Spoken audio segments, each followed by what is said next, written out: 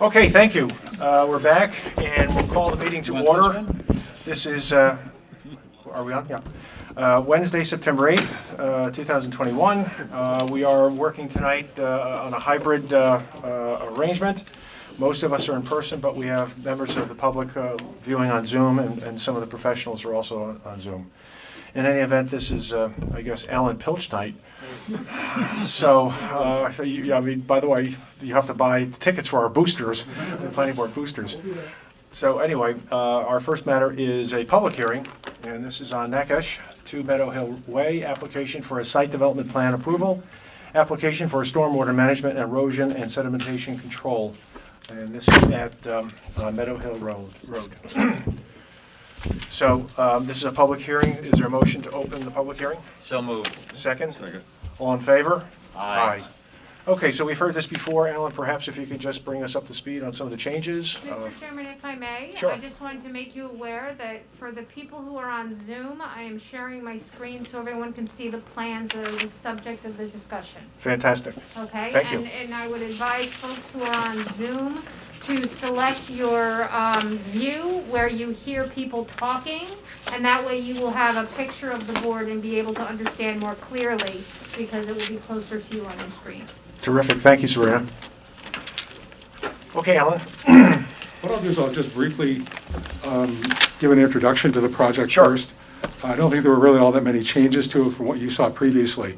So I'll just say that this lot number 2 of the Meadow Hill subdivision, which was a 5-lot subdivision located at 643 King Street. This property lies in the R-1A district zone. The subdivision was approved originally in 2004 as the Placid subdivision with an amended approval in April of 2006.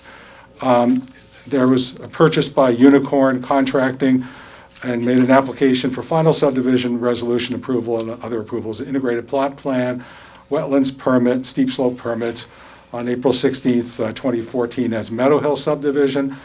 Construction on 3 of the other 5 lots 3, 4, and 5 have been completed, and this one involves the most easterly lot of the wall.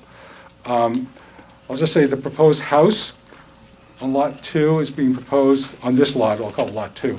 Is it located in the northwestern portion of the property? No. I like it. The house is actually here in this northwestern portion. If you want to go back one shot on screen to, I don't know if that would help. That's fine. It's okay. Yeah, I think that reads better. The proposed building is actually, the building coverage is 6,013 square feet, which is less than the 2009 approved building coverage with a 10% allowance. And development coverage is also less than what was approved previously, plus the 15% allowance. The property will be served by water, where there's an existing water main in Meadow Hill Way, and water will be served from that way. Wastewater will be pumped from the house to an existing sanitary sewer, which is located on in an easement on lot number 3 to the west of the property. Other utilities will run underground from Meadow Hill Way. And that's really what is being proposed here. I'll just say there is also a stormwater management plan. Maybe go to the next sheet 102, please. That's 101. I'll just say there is a stormwater management plan or a stormwater management basin which currently exists for this lot. This is located in the, call it the northern central portion of the property. Runoff from the house will all be conveyed into this detention basin, this extended detention basin for treatment. And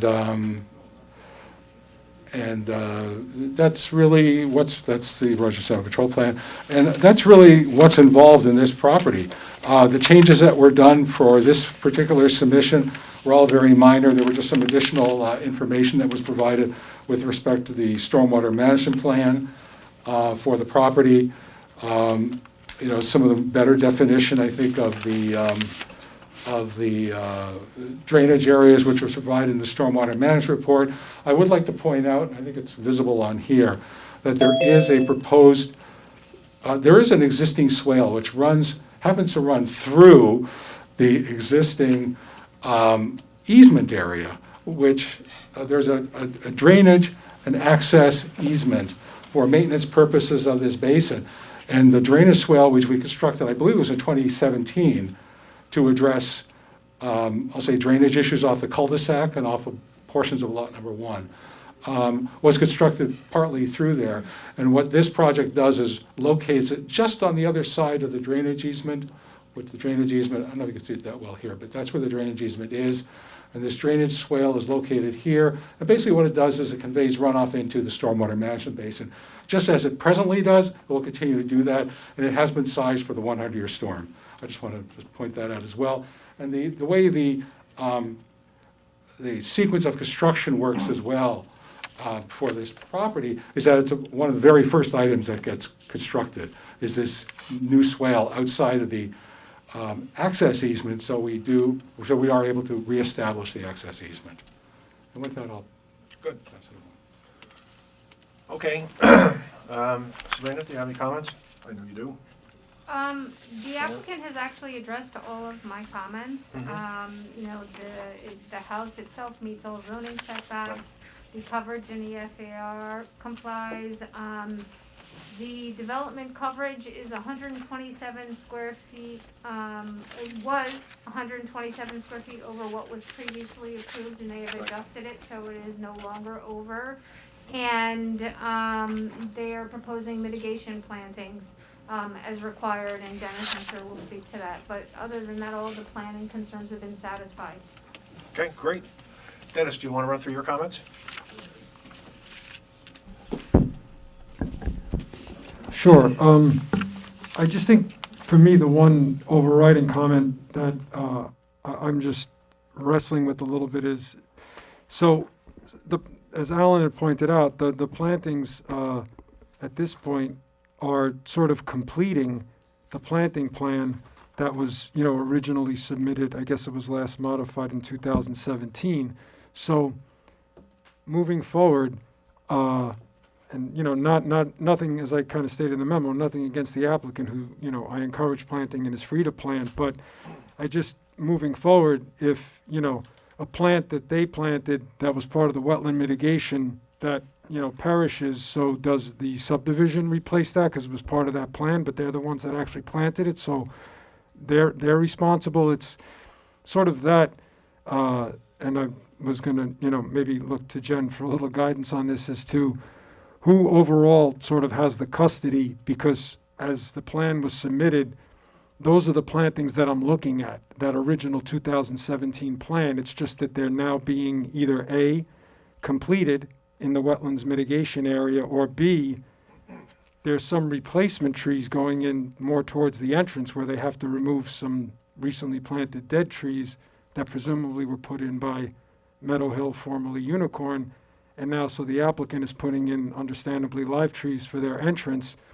Do those count as replacement plantings? Should we not count those and make sure they replace? You see where I'm going with this? Like, I see myself struggling with this 2 years from now when Fortunately, yes, I do. right, so It is a conundrum. I think I'd be happy, I think this all could be, I think, as I said, made per conditions of a resolution, but I was just some guidance as to, is there's someone who plants the plant, is it their custody start to finish, or can we make it part of the overall subdivision? Yeah. I think we'll have to go back to the original approvals to see, first of all, if it's addressed. Mhm. And if it's not addressed, then we'll have to address it now in the form. It seems to not me that addressed, if that then was they a, have to put it on these plans for approval as well, because it right, might never have been put in, as Jennifer just said. right. Yeah. Right. And It it seems to probably me that won't. that would have been covered under the maintenance of the planting plan that we approved years ago. So it seems to me that it's an obligation for the prior owner, which has now been assigned to the new. But it seems to me it shouldn't get counted toward the new plantings, and should not get counted now as credit for planting toward whatever's being cleared now. Yes. That would be my any gut mitigation on that it. was part of, mitigating for those Right. impacts. Should not count for mitigation of new impacts. Right. Absolutely. So in that case, I don't know if I'm on, yeah. Yeah. In that case, are we in effect double counting with this particular application, or I'm a little bit confused there. Right. No, we're trying to get to stage one from what I could see, To meaning, the end of the subdivision approval. Correct. planning, And then we will address, or it already has been addressed, in another part of the application, the plantings required for this lot. the plantings that I've seen for this lot, from the wetland mitigation side are a completion of the plan.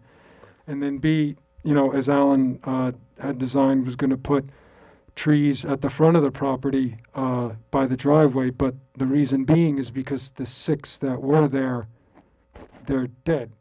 So, Can I just ask a question? There's Sure. no wetland permit Correct, associated with this Correct. site plan, right? yes, that is correct. Right, so all of the wetland mitigation, as you're saying, Dennis, is from the prior subdivision approval. Right? Correct. And we were requested in 2020 to make sure that was part of the site plan, which is why it's reflected in this as well.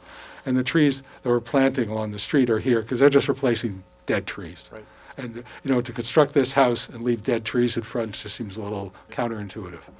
We should So- encourage that. I'm sorry, so does it get down to who's responsible for the ongoing maintenance? Is that where we are? right, so in a way, if, is it okay for me to accept? So the applicant is kind enough, for lack of a better word, to plant 5 trees that were originally planted by the subdivision that have now died. Do we require another 5 trees? Do these trees satisfy those 5? And then if these die, the applicant replaces them? I guess, for me, what really matters is the total number of landscaping improvements that need to be done in mitigation of X, Y, Z, whatever that might be. Now, who does them? I mean, to me, it doesn't matter how the pizza gets to your door as long as it's hot when it gets there. Okay. So, for me, I think this is more an administrative matter than anything else for us, as long as the If I number may. as long as the landscaping improvements that are required in total are done. Right, and so let me kind of separate this out a little bit, because if those plants were planted as part of the subdivision, there is a maintenance requirement as part of the subdivision plan that goes back to the person, the entity that put in the subdivision, or the homeowners association that is formed as part of this subdivision. They are responsible for the 5 trees in front. If this property owner chooses to replace those 5 trees, those 5 trees don't count towards the mitigation for construction of their house, because they are already counted for as part of the mitigation of the subdivision. But part of the subdivision plan is the trees die before a certain time, they're supposed to be replaced. Correct. And if this owner wants to replace those trees and doesn't want to go to the homeowners association or the subdivision owner for the cost or to replace them, then that is between the property owners. Okay.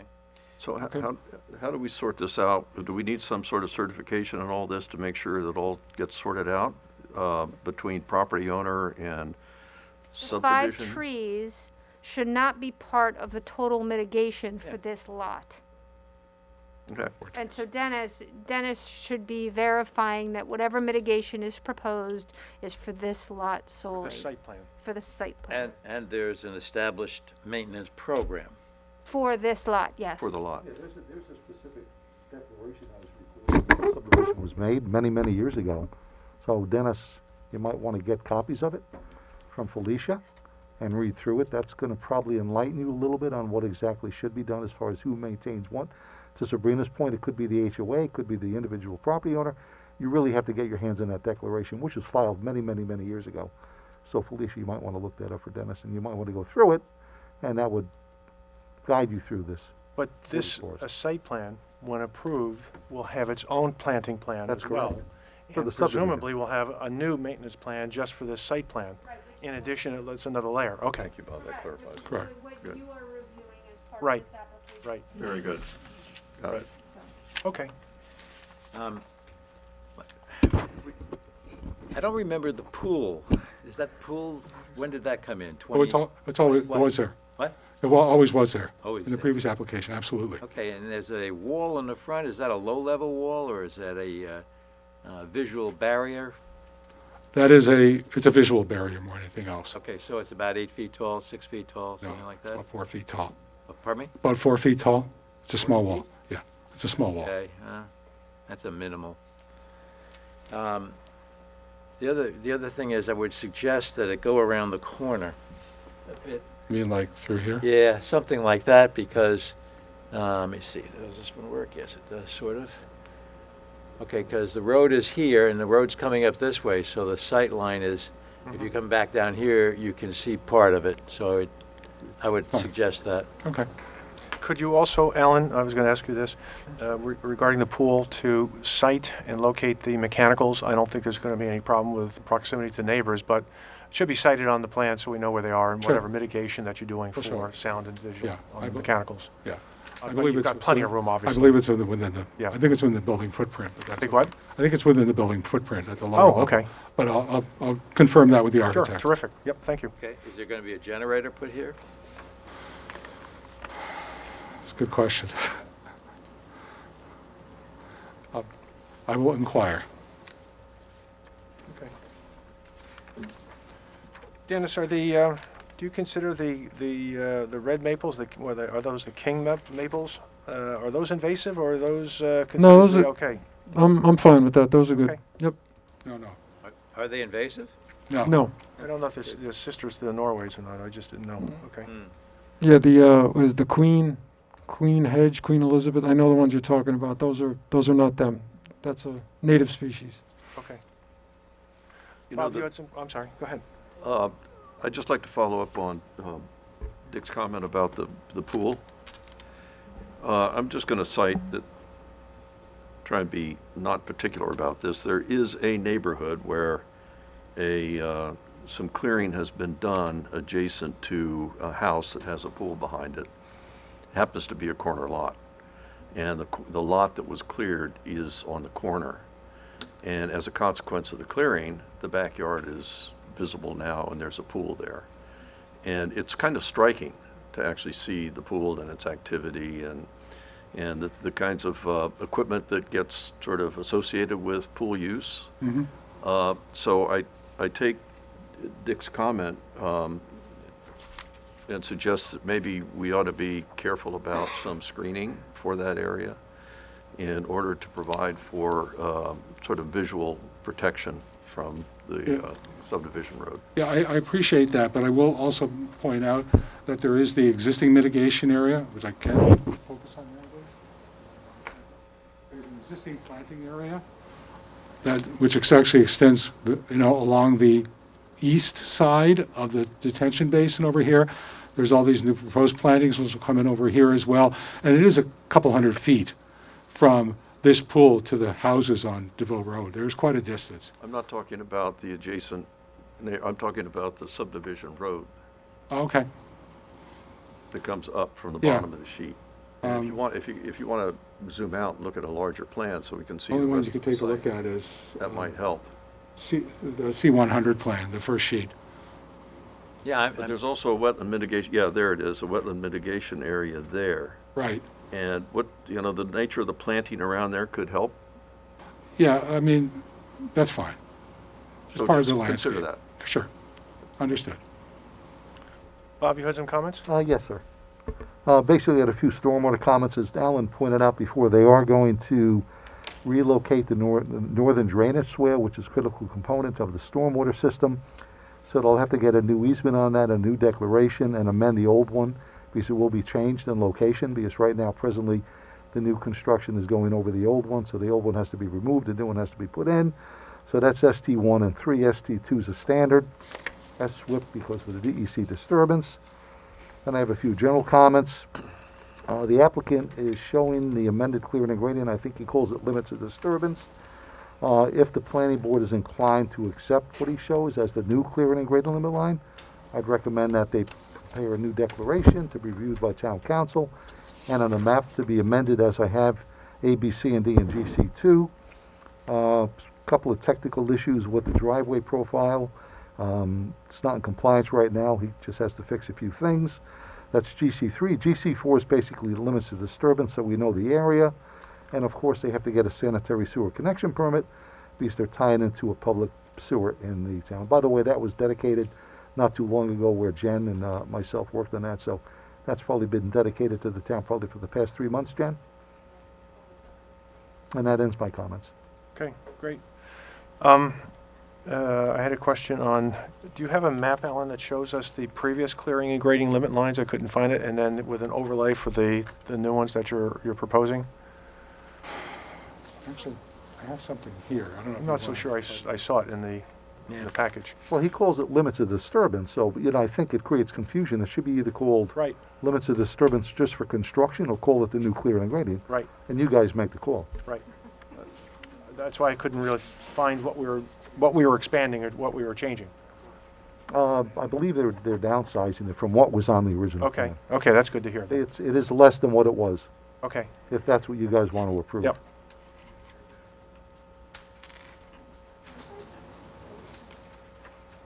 What are you doing, Sabrina?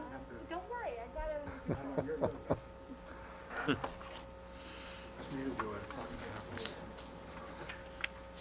We'll see under, so when you attend via Zoom, you miss all this. you're right. This is why I'm This here in office is person. big, yeah. Yeah, it's under this, the 2021 submission, or, no, you'll see it in there, it's, I think it says the working fair.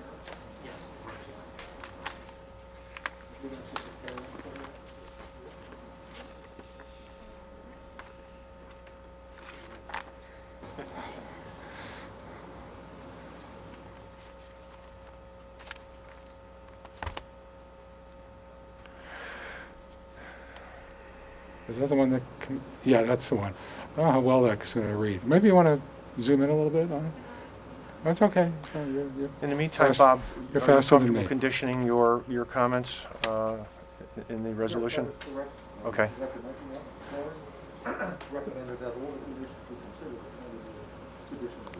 okay. The 2014 line is actually over here in kind of like that orange. And the 2021 line, like this line right here, like the 2014 line does this, then it kind of follows through the basin and things like that. But the 2021 line is this in green here. And so it actually falls within it, except there's like a couple of spots here where I'm like maybe about 3 or 5 feet over, if only because To make this well? to make the swale, and that's it. That's the only, and like there's part of the disturbance here which we're not taking, there's disturbance area here which we're not using, but it's just to create the swale. It just goes maybe 5 feet tops beyond it, and it's currently a lawn area. Okay, That's it. So that's really and the rest of it, if I were to show the rest of it, it covers a lot of the property. okay. So it's, So, I'm just to kind of sum up hoping. where we are, before we take comments from the public, we want to see some additional visual plantings, for, below the pool. Is that south of the pool that Tom and Dick have talked about? North is up. We know what we're going to do about the 5 trees. You're going to put the mechanicals on there in terms of where, or Mhm. confirm where they're located. Were there any other things that we needed to do? Just one minor thing. Well, clearing grading we have to approve if Around the pool, they have fencing now, and if they put more fencing instead of vegetation there, that's fine by me, but they still have a Fencing or vegetation. wall? Huh? fencing or wall. Well, it's called a wall, but There was a wall here, the rest of it's fencing around the perimeter. what kind of wall is it? Is it? Stone, concrete? I think it's a stone wall. I think that's how it was done all okay, the 4 feet high, that might be okay. Okay. Don't you, what's the minimum height for a fence? 4 feet? 4? Yes. Right, state code. Alan, will you be preparing a section for the retaining wall and stamping that section for the retaining wall with the standard notes we have? Thank you. Great, It's not really a retaining wall. It's an upright wall. It's not a retaining. okay. Are there any questions or comments from the public on this application? Any further comments? Online? Anyone online? Yeah, how do we do that? I'm going to open their line. Okay, Shannon Morias, you can speak.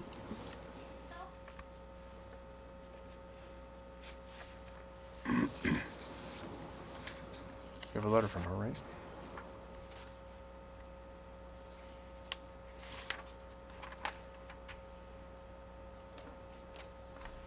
Shannon, you should be able to speak.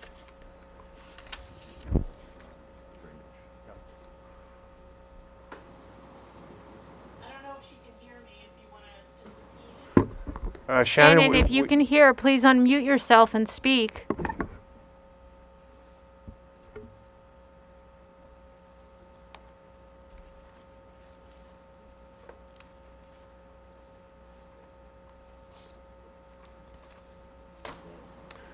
I don't know.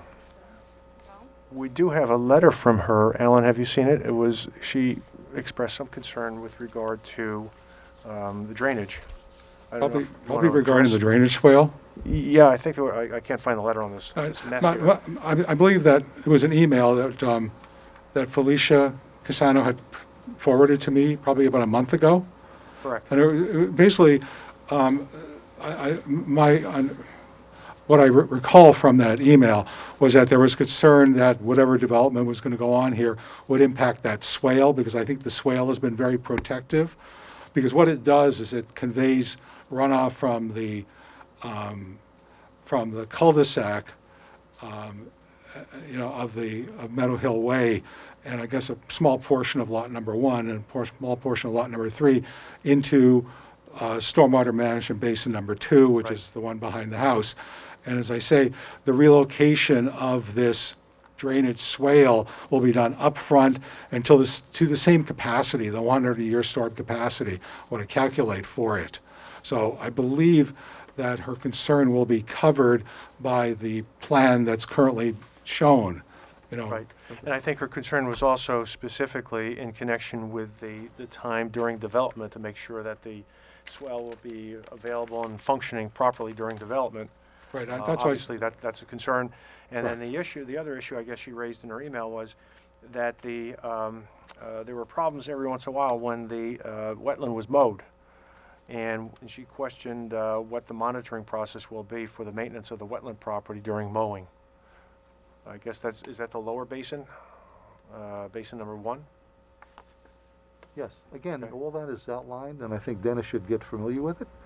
Stuff he has to look at and make certain they do. It has a whole litany of guidelines that has to be done with all of the basins in that whole subdivision. And it's, probably a 52-page document that was filed when Placid came in years and years ago. So again, Felicia should be able to find that and give it to Dennis, and he really has to get familiar with it. That would outline, again, what needs to be done and how to maintain it. Okay. Well, we One hope last- we've answered your question, and we can't hear you. But we did have Tom did find your email here, so I hope we've addressed your question and your concern. We've been trying to, she said she's trying to call. Oh, So, just to confirm that the drainage basin will be open and functional before you start construction on the pad for the house? The sequence of construction is set up, so one of the very first items on it, other than setting up the erosion controls, is to construct that drainage swale. Good, I To just have it wanted in that place. right Yes. out there, okay. Correct. That's what I thought, thank you. That's what it is. yep, thank you, Alan. Because I knew that it was very of concern to the board and to the town engineer. I knew it was. Alan, Okay, yes. One last question. Do you have any idea how well that whole system worked when we had the, 5 inches of rain Whatever. a week ago? Unfortunately, I did not get an opportunity to see it, but usually the concern one would have is whether or not it overtops and erodes the embankment. If it doesn't, then it's probably functioning quite nicely. And I have not had the opportunity yet to walk around the backside of it, just to confirm that. Yeah, you have a comment? I went to, so I'm the sorry. You can come on up here. I'm the actual applicant, I'm gonna be the homeowner. I went to the site after the storm to look at the stormwater basins to see whether or not they had overfilled, and they had not. They were below, they were pretty full, but they were below. Okay, That's great. excellent. thank you. By the way, how did you classify this last storm?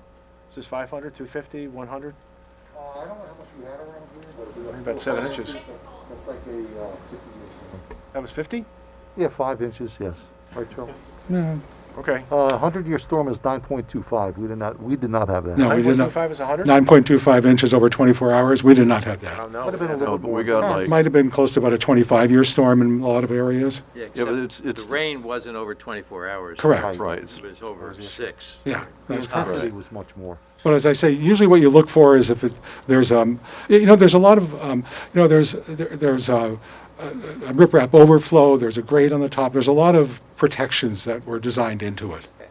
Well, it sounds good. Good. Okay, thank you. Miss Murray said she is switching computers, so. Okay. All right, we have another, I'm gonna see if it works through this.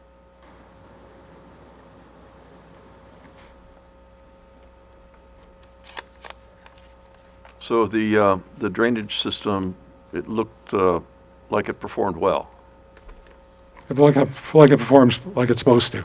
Now, you're lucky you don't have a basement yet. Yeah. You too, huh? I had a sump pump that thing worked. I had Is heard. she on? She's in the room, so.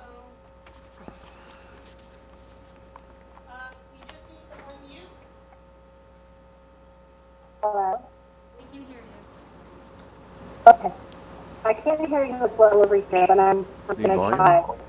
We need some volume. Can Either you, put into the PA system. or something? There we go. Okay, so you've touched on pretty much a lot of my concerns, but I just wanted to reiterate a couple things that I'm most concerned about being downhill from development. I am 111 Borough Road, and I'm directly downhill. Mr. Scarry has been out before because previous, I hope I'm using the terminology right, swale were not properly channeling the water into the ponds, and it did cause basically a small river through here. And just wanted to understand fully, who am I to call when we have a flash flooding event and I'm seeing the overflow down through my yard? Because in the past, as I said to Mr. Cioli the day he came out, this is in a couple of years, I was kind of just thinking, active nature, and he said, well, you're the only person who. Hi, Kristen, you can contact me. I remember we met years ago when that swale. I just want to be prepared because obviously with the last 2.5 weeks of evidence, we're getting some incredible rain events, and pretty much anything that is done on that property, even if it is stormwater management, is above grade for me. And I'm so happy to see someone purchase that property. I just want to be ready in the worst case scenario, which is the water just, overwhelms my property. And then the other point I wanted to make was, and I know this sounds kind of, I don't know if this is accurate or not, but by my observation of being here, previously when the Unicorn Group finished up and graded that property, they did a mowing of the entire wetland piece. Not only the piece where they're proposing their home, but everything behind the retention ponds and on down.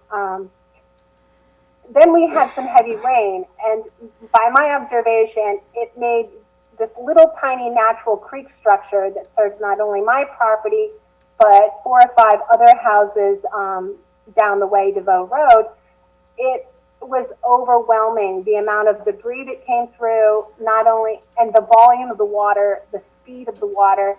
And I am not an engineer, but I can say, I think having to grass everything in there really helps to manage the water, slow the water down, and help protect those houses that are downhill. So I just didn't know, are there rules on how often they're allowed to mow that? How do they, is it a long-term protection place because it is deemed wetlands that is to be undisturbed, or are they allowed to get in there, dig, plant trees, etc.? I'm looking out for the protection of that creek that really is critical for all of those houses that back up. Dennis, do you have any details on the planting plan and the maintenance plan? I honestly, I do not. I know I've visited Lot 2, and I've also visited Miss Marias' house for other reasons, and part of that required me to sort of actually walk through Lot 2 because it was for another matter. It had nothing to do with stormwater or runoff, and everything that's grown now is, sort of has an old field component with respect to the herb layer. It's not at a mowed level by any stretch. All the plants are reached their mature height and are flowering. The trees are the trees that were planted, the shrubs are the shrubs, and there's obviously some opportunists coming in, but I would imagine now that what I was looking at was sort of as it was designed, that, we put trees here, we put shrubs here, and then the rest is seeded, and there was a fair amount of, to be fair, native plants that were growing. So as far as what the frequency of the mowing is in terms of the non-wetland area or mitigation area, which is outside of this outlined deer fencing, and then what's inside the deer fencing, I admit that, to Bob's point earlier, I guess I'll be reading a fairly lengthy type document to figure that out and see if that's even being followed or instituted at this point. Yeah, again, there's a very detailed guideline. It's probably about 20 pages of maintenance and monitoring that has to be followed by the homeowner or the HOA. So, again, Dennis, highly recommend you read it. Make certain it's being enacted because that's critical of every stormwater basin that we have in town, especially in subdivisions. Right. Now, if you want me to speak to the basin, the basin itself, both basins, I thought were very densely vegetated.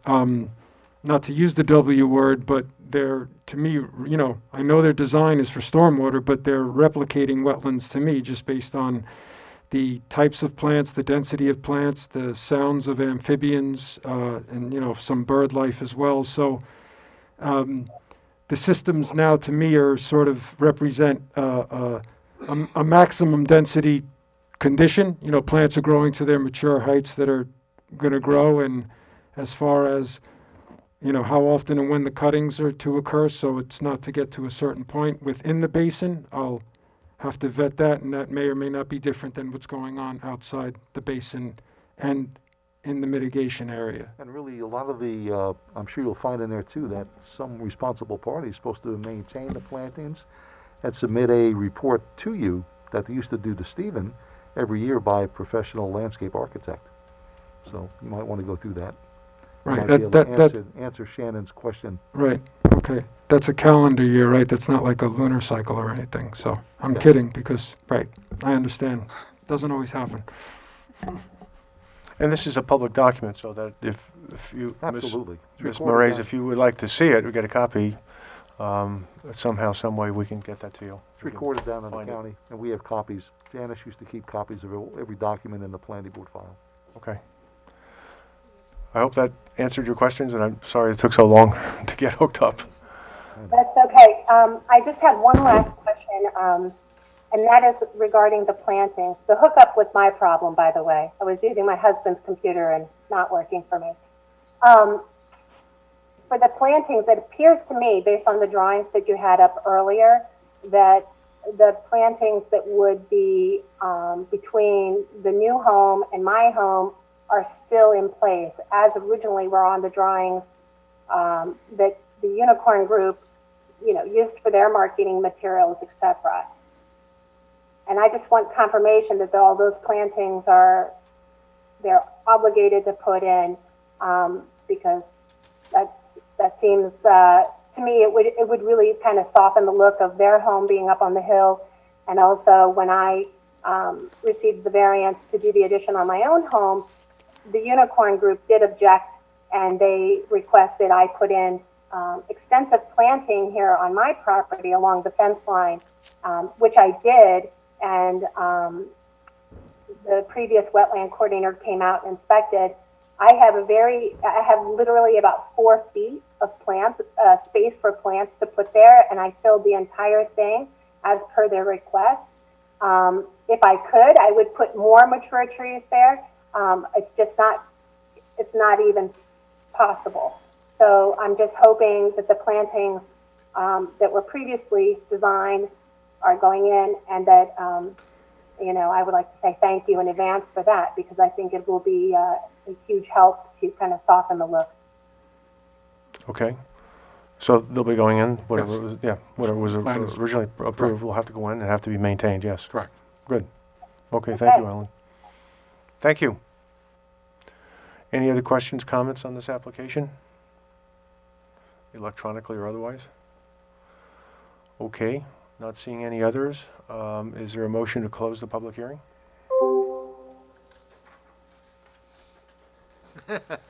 So moved.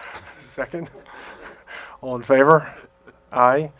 Is there a motion to direct staff to draw up a resolution for our next time around? And we'll have that ready, and various conditions, the minor twerks, Yeah. things that we've talked about will be taken care of, Indeed. right? So moved? Second. All in favor? Aye. Aye. Okay, very good, Thank Alan. you very much. Don't go away, huh? I'm not going. Take a breather, though. Okay, we move now to our next item. This is an informal hearing, and this is for Fisher, 1 Meadow Hill Way. We're not making much progress here throughout the town. We're just going across the street. We don't have to travel far. Right, exactly. It's an application for site development plan approval, tree removal permit, application for stormwater management, and erosion and sedimentation control. Good evening. Nice to see you all. Brad Schwartz from Zarin and Steinmetz. Here representing Zachary and Haley Fisher. Zachary is here live and in person. Haley's on Zoom. We have our whole team here tonight. Ken will walk the board through the proposal. I'm just having listened to the first application tonight. I was not part of the original subdivision in 2007, but I was representing Unicorn in 2014 on the amended approvals. And I did work with Alan on amending various of those declarations. Bottom line, I have all those documents. Felicia, I could save the trouble. I'll email those to everyone tomorrow, and we could go through, and those are the documents that govern the relationship between lots 1, 2, and 3, both with respect to the drive, the roadway, as well as the different plantings. So I'll get those documents to the town Great. tomorrow. Thank you, Brad. Okay. Appreciate it. Good evening, Ken Anderson with Garnoff Architects. I'm joined by my team as well as the owner and Robert Brem, who's the landscape architect who works at Garnoff Architects. Robert and I have, for better or worse, have been associated with this project since 2008 through various owners, designers, builders, you name it, we've seen them all. We've seen the project in its glory as a beautiful estate. And then it went through, in 2008, some neglect. Unfortunately, a lot of the beautiful specimen trees suffered because of that. But Haley and Zach are really looking forward to sort of bringing it all back to sort of what it used to be. Hopefully you guys could be a part of that. Maybe, Sabrina, if you could bring up the colored master plan? It's not, no, it's not an Allen's, it's, it says, what does it say, MP? Is that the A numbers? It's the L. Oh, okay. The landscape master plan? Yeah, I think so. It's pretty.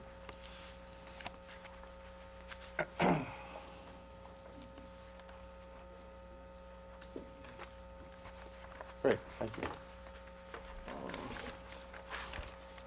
So, as you can see, we're proposing to put there's 2 large trees here and here that are beautiful specimen trees. And the original house used to be in almost the same exact area. And these trees frame the view, the distant view to the west. We sort of took the orientation axis of this. It used to be more parallel with the trees, but the view now is a little bit more this way because there's some mature trees that have grown up and sort of blocked the original view. And by putting the house on this orientation, it sort of gives us a nice level area in the front yard and a nice level area in the backyard. We took advantage of the solar orientation. You can see here, south is at the bottom of the page, so you know we get good sunlight all day around the pool. And then we've also oriented a pool house with a covered a porch, and we sort of overlapped the pool deck with the pool house just to make as minimum of a footprint as possible. And then we've surrounded the pool by perennial plantings, and then at the bottom here, there are some hedges. We have reached out, I don't know if, Sabrina, you could pull it up a little so I could see the bottom.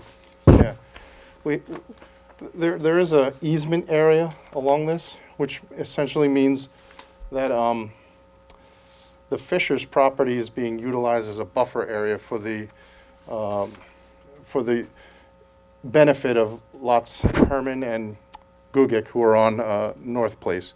So there is a built-in buffer already. We've reached out to those neighbors in advance just to discuss the buffer area and that kind of thing. So we have had comments, and it's an ongoing discussion of, you know, how that's going to be shielded between the two properties. And right now, it's a very positive conversation, and they're working to a common goal. How wide is that area? It's about 25 feet for most of the way, and then at the end, it sort of pinches at the bottom. Okay. And so we are, if there's any specific questions, I can let Robert Brem answer them, but we have sort of encapsulated the yard with some woodland plantings, shrubberies. There's some low grasses in sort of these little areas and all the perimeter here. This is an existing, I guess you want to call it a clearing and grading limit line. It was always a no-touch zone in this subdivision plot. So there is this wooded area here. And at the top of the page, there's, up in here, there's, we're removing some trees that are in very poor shape to sort of bring out some very spectacular trees. Like there's a weeping copper beech in here, and we're taking some Norway maples away from it that have been damaged in storm-related instances. And because there's a sewer line running through here on the neighbor property, which is Petrova, I think that some of the nice trees got some root damage, so they're not doing well, and some of them have lost rather large limbs. So some of those we are removing and replacing with a pretty heavy evergreen screening and also some low shrubbery as well. We are well beyond the zoning limitations for setbacks. I think the shortest point is here, and it's still like a little more than 2 times what the required zoning setback is. And on this side, I think we're like 3.5 times what you're supposed to be for the building. All the coverages are within the 2014 resolution when you get the 10 and 15% bump based on that 2014 resolution. Can I ask a zoning question, since we're talking about that? And Brad, this might be for you.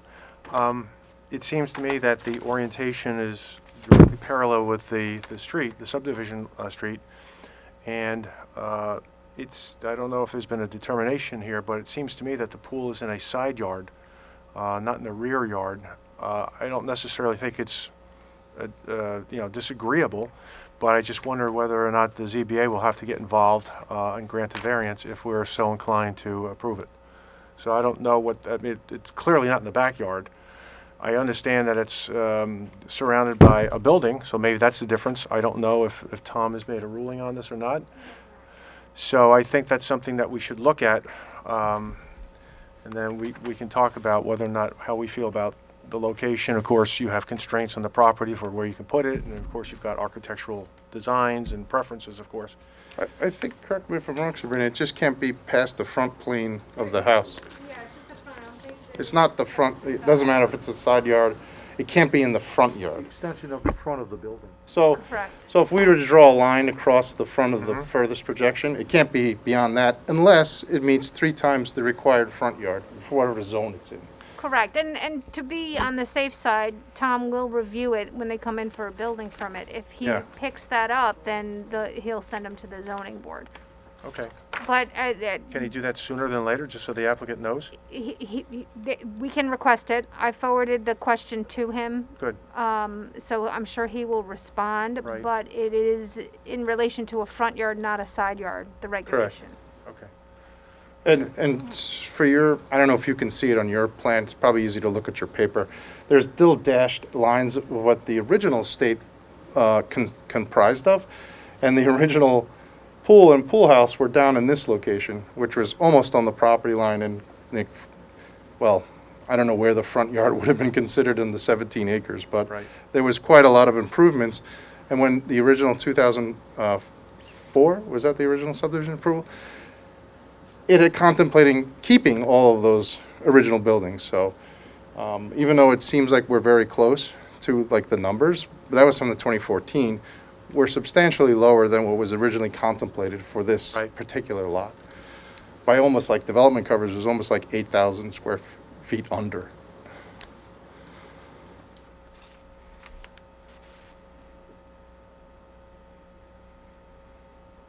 So I'm sorry, I interrupted just because you were talking zone, and I just wanted to get that out. Oh, yeah, no, I appreciate the question. Yep. Were there other I didn't know things if you had any specific questions. I just wanted to generally, Yeah, that's show fine. you how we came to this Mhm. and where we are with the locations of all the improvements. And I know everybody from the town has some specific comments, which are all addressable. Yep. I've even spoken to Bob on one of them that we're working on, and Sabrina gave a pretty good history on the subdivision in general, but I think Alan gave probably the better version, oral version of that on the previous applicant. Yeah, and one other quick thing before we leave the pool, if again, I don't see it here, if you can designate where the mechanicals are going to be located and how they will be buffered. I'll just point to it. Ah, perfect. And then the opposite is like. Yeah, I saw that, yeah, I saw that. Okay, great. So it'll be that's inside. right there. It'll be inside that pool house No, structure. it's inside a fenced enclosure, Okay. adjacent to the pool house. Oh, yeah, it says pool equipment. Yeah, I didn't see Yeah. it spelled out, yeah. Sorry, Robert did a beautiful plan, so it's like a little distracting. Right. Might mess it up with letters. Yeah. Terrific, great, okay. Sabrina, you got questions, comments? For the board's information, this is a type 2 action in accordance with the State Environmental Quality Review Act. It's important on the site plan to amend it to show all proposed impervious surfaces and the square footage requirement for each, so we can keep track of the development coverage. Both the building coverage and the development coverage calculations, there's some errors on the sheets that need to be corrected, but the applicant is correct, they're within the limitations, which is very good. Also, the floor area on the pool house should be confirmed. The zoning conformance table should also include the rear yard setback, so if you could add that to the conformance table, and then the, just clarify what's going on with the clearing and grading limit line. It wasn't clear whether or not it was changing, are you disturbing it at all, planting, kind of where you're going with that. We are proposing to amend the clearing and grading limit line from where it was in 2014. Now, 2004, part of the problem of this subdivision's history was in 2000, they were originally going to keep everything, but in 2009, the developer who owned it, he sort of went financially into ruin. He didn't do anything to the property, including the house that existed there for a very long time. It went into disrepair. By the time Paul Galero from Unicorn got it, the house was almost unusable because of leaks. Everything froze. It kind of exploded from the inside. He decided in 2014 to demolish the property. Alan worked on that submission. So that clearing and grading limit line was specifically routed to demolish the existing structures, and that's how that was sort of delineated. We're a different applicant. We're trying to recreate this similar house footprint, but also we want to re-landscape and beautify the whole property in general. So we need to, in order to plant things and plant trees, we needed to disturb some areas. There's also an area on the property that has, I just got someone back there. This area we have to grade. This is where the previous applicant stored topsoil from all the other lots. So we want to bring it back to existing grade and obviously utilize that topsoil for our client's benefit on the property. So we do have to sort of disturb this area. We are pushing the pool here. You can see where the original tennis court is, so we're kind of overlapping the same similar area. But yes, the clearing and grading limits don't line up exactly the way they used to. But we are trying to be as minimally impactful as we can. Net change on these, or what? A little bit greater than what we saw in 2014? Well, we actually need a quantification of Okay, the we don't Yeah, Okay. it's probably not too far off. We also included replacing some street trees, and I know this came up with the previous applicant of where that counts. I mean, and who does it, and what. Obviously, we'll figure that all out. But we included that sort of in our disturbance, which is, I don't think, part of this property. So, we could take that off, and we'll get you a quantifiable number. Okay. I also think it would be helpful if you could do an aerial and show distances to the other houses. Oh, I do have that. If you want to see it now. Just you can see No, it. okay. We don't need to see it now. All right. Just when you revise your Sure. plan set and your information, make sure you include that. Of course. And that's all my comments. Okay, great. Bob, you had some comments? Yes, thank you. Basically, as Kenny said before, there used to be quite a bit of development on this property, but it was removed over 6 years ago. Unfortunately, if you remove impervious and it's more than 5 years, you can't include it in your stormwater credit. So he has to take out the imperviousness that was there before and assume it's all grass, which is going to increase the amount of stormwater runoff, which means he's going to need more stormwater. So that's number ST1. ST2 is basically deep test holes for the infiltration units, which were not provided. ST3 is a technical comment I have on the stormwater report. Also, ST4 is a technical issue, just basically determining the time of concentration and the paths, which should be shown on the plans. ST5 is just basically type of material for the piping for the conveyance system. ST6 is a standard area disturbance. Since it's more than 5,000 square feet, they have to get New York State DEC SWIP. ST7, this original DEP approval was November 24th, 2014. It's obviously lapsed. They have to get a new approval, or at least an extension signed off from DEP. That's ST7. My general comments, as Sabrina said before, they're amending the clearing and grading. They call it limits of disturbance. I think they should make it very clear in the next submission what was previous and what is going to be improved now, so we can see and prepare a new amended and clearing and grading line, which is obviously going to need a declaration reviewed by town council. Indicate the limits of disturbance based on the new clearing and grading limit as well. GC4 is technical issues with the profiles, which are non-compliant right just yet. That's GC4, GC5. GC6 with the driveway loop, there's a section of code which states the outside nearest edge of a driveway loop can't be within a front yard setback. In this particular case, it is. I discussed this with Kenny. It will need a variance based on the way it's shown now. So I'd recommend they get a variance for that, as opposed to moving the whole house back and adding more impervious, which is going to create more problems. So I recommend they just get a variance on that. They should provide a separate sanitary sewer service and water line trench detail, which they don't. GC8, GC9 are just basically technical issues with the sewer and water cleanouts. And again, with this, they'll need a sanitary sewer connection permit, that's GC10, and provide patios of the pool perimeter drain. And GC12, provide permeable paver and section shall incorporate an under drain which connects to the stormwater conveyance system, and provide the details of same. And that ends my review. Okay, good. Thank you.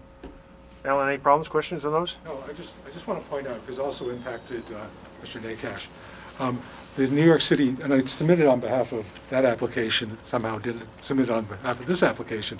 New York City had actually extended the approval of the SWIP for the entire Meadow Hill subdivision. Oh, was that what that letter referred to? We have that letter Yeah, there in is the last a letter from application? DEP. It was not just number one, it's number It's two as well? actually, it's for the entire subdivision, because that's what it impacted. So the actual expiration date is November 24th, 2024. I just want to point that out, Right.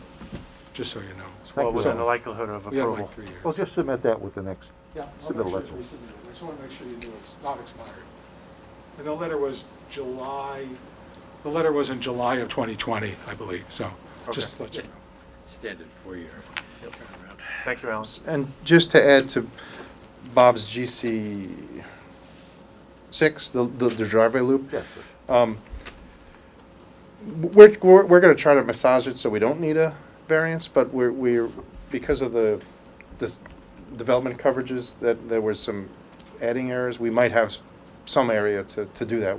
But we're gonna try to do that. I would like to not get a variance, but if we do get a variance, do we know what the sequential order of that is? Do we do that right away, or can we do it in parallel? I think it would be in parallel. This board would determine whether or not they want to give a recommendation to the zoning board to grant you the variance.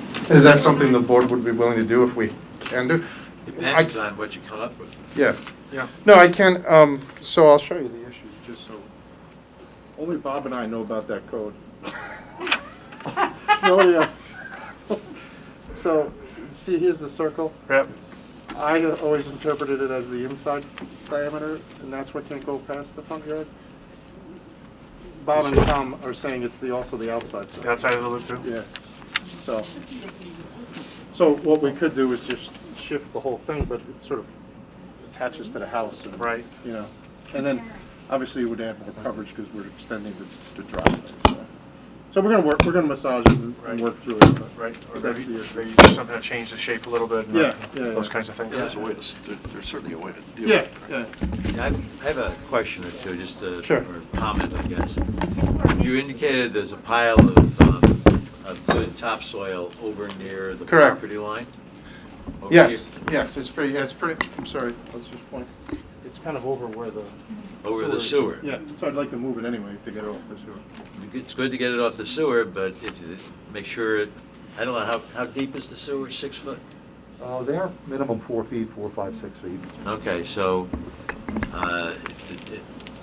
careful with the weight of the vehicle that's moving the stuff. It's not, I say pile, it's not a pile like, it's like Yeah, I can 4 see feet that from the spread out or contours, what- it's you know, not, It's yeah. not. Also, be careful because the grade drops off quite rapidly on both sides, more Yes. so on this side than this Yes, side. yes, And so if you're taking away something that's capturing the water or slowing down Mhm. the movement of the water downhill, that's something that should be considered to make sure you're not exacerbating any runoff issues that occur now. correct, yeah. And I'm not quite sure how to advise you on that, but Well, they'll have to give Well, the Bob only all the time you information on really it, right? increase the runoff is when you change the curve number of the soil. If you're going from grass to grass and it's a little bit steeper, you're gonna get the same amount of runoff. It's actually, the pile is kind of sloped, it's kind of sloped parallel to what's going on there now, so it's not like, it's not like we're releasing a dam of, earth and the waters. It's, I don't know if you had an opportunity to look at the site. long ago. Yeah, it's As long as you barely, don't- it's barely Have gray noticeable hair now. then. As Yeah. long as you don't change the drainage pattern No, and the flow of the water. not at all. Yeah, That's exactly right. yeah. Yeah, because right now you have a lot of vegetation and plantings along with the grass is all good. You have a gap here Yep. that's proposed. I'd hate that to be the drainage. No, and part of this planting plan is to try to interconnect the properties visually. We have spoken to that neighbor, and he's fine with it, he likes it, he's excited to have neighbors, as I think other people are in that area, because no one's been there for a long time. Okay. Dennis, you had some comments?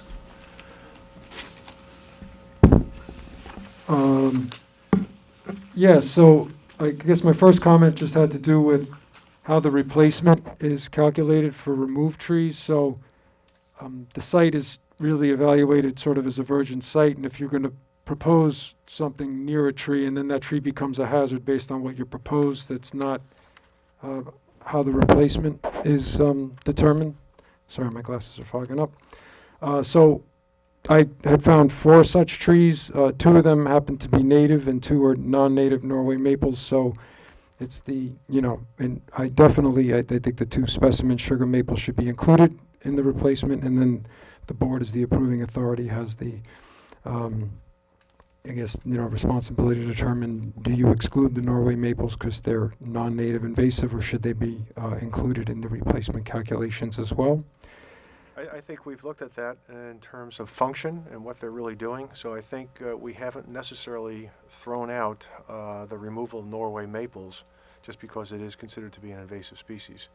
So we will have an application later on this evening where there was we have an extension where that question was considered at some detail, and in fact it was counted to a certain degree. It was counted. I think we came up with a formula. Okay. I know for 91 Bedford, it went so far as needed to preserve, because, right, depending on its function, as the screen right there for the neighbor, understandably, sure. Do you think those two perform any important functions so that they should be counted in your estimation? Not particularly, no. Okay. I think the sugar maples, though, are a yes. Sure. Okay. In moving along, I'll forget about the rest of page 2 because it has to do with sort of what was discussed prior, because I just know those trees were included in the conditions assessment report, and Right. just wanted to point out what those were. These are just bullet items from the landscape master plan. So it seems to come out better on screen than it did in printout. I just had some problems following the shading patterns to differentiate proposed versus existing, what was to remain, sort of those types of items. So I'm not sure if you want to use, different line weights or different shade colors just to call those out. I just had problems picking it up. There was just a particular acronym I saw that I didn't see in the legend. I know even in the presentation, some of these terms, which is fine at this point if this is a conceptual, perennials here, grasses there, natives, but, at some point, I assume, we would get a chance to review what the species that are proposed.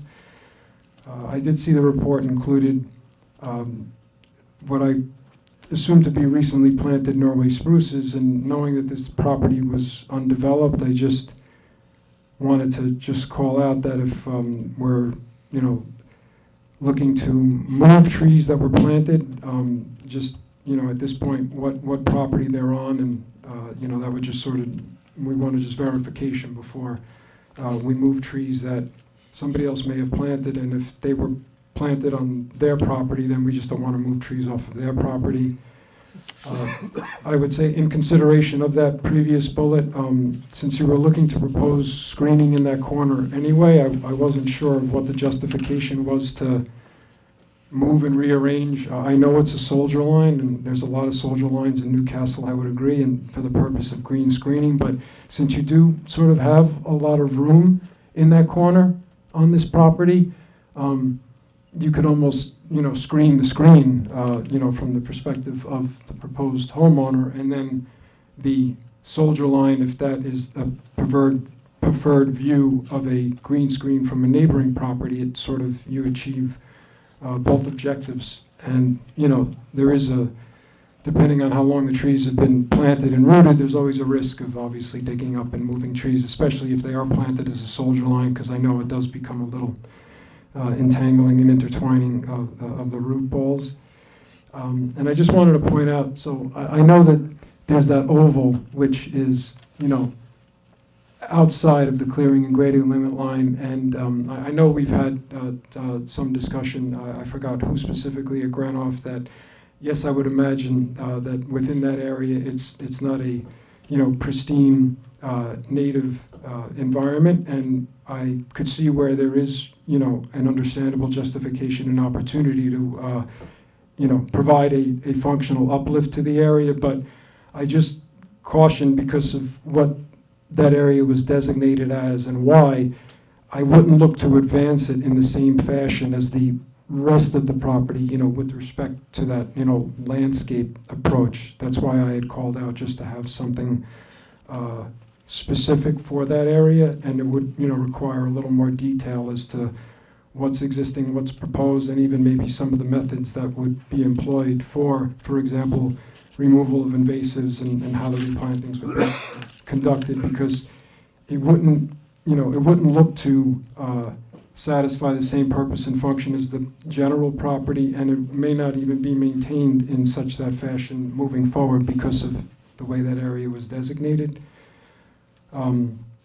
As far as the tree protection and the replacement plan, this just goes to what I was speaking about earlier with respect to how the numbers would change in terms of replacement trees for adding the sugar maples, as well as you can see, I just sort of laid out,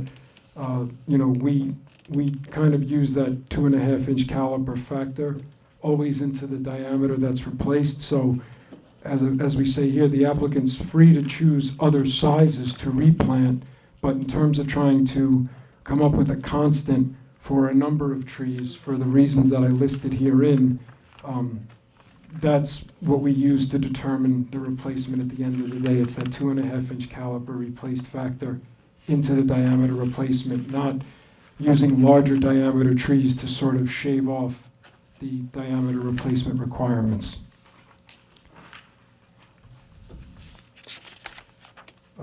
Let's see. I know from the proposed, and again, the only details that I sort of had were what was going to be the replaced trees. So it seemed like that there were more of it's a landscaping plan. So 6 of them are non-natives that don't exist on the property now, and there were only, as I had mentioned, the 2 species that were included that were part of the replacement is the Coosa and the blue spruce. So I was just pulling out Chapter 121-6E, which talks about replanted trees being ecologically compatible with the site and neighboring properties. So I would just need a little more justification, because I was just focusing on the property proper, that if these other species are part of the neighboring properties, and you could show that transition, maybe when more specificity is provided on the landscape plan, I think that would be helpful to sort of flesh all that out at the end of the day. I just had a general comment. I was curious about the fuel source of the fire pit, because sitting so close to the building inspector, we do get complaints about those from time to time. And so, I just noticed, because I know that it has an offset to the property line, but it is kind of pushed sort of down, to the adjacent properties. And so I know you came up with, during your initial discussion, for the, justification of the pool and, sort of the orientation of the property, but I had just made the comment because, potentially moving, sort of the fire pit, further away from those property lines, and also the possibility of maybe not removing one or both of the hollies that would have to be removed if the pool stays in that orientation. Yeah, I'd like to find out about this fire pit. What is the fuel? Yeah, just firewood. Okay, so I think if it's going to be firewood, I would urge you to consider gas, but if it's going to be firewood, I have a real problem with location at that part of the property. Yeah, if you could put it up again. So I think, my take on it would be that you should internalize that fire pit as much as possible in the middle of your property, nowhere near the edges. Some people think fire smoke is wonderful. People love reading Yankee magazines, smelling it off on some of the properties. Other people find it to be noxious. So I think you should really consider gas, but if not, I'm not going to support a wood fire pit at this location.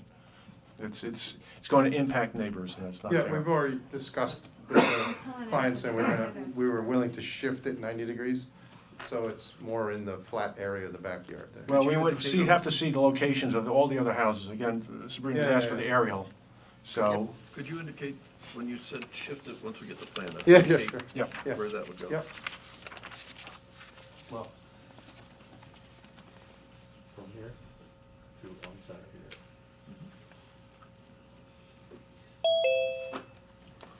here.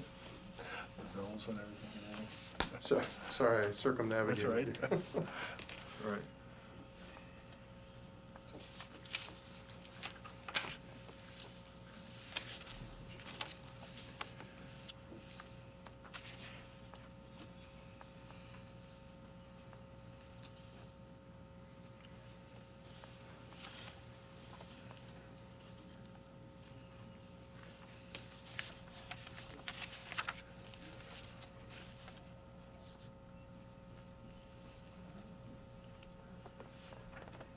Minor technical difficulties.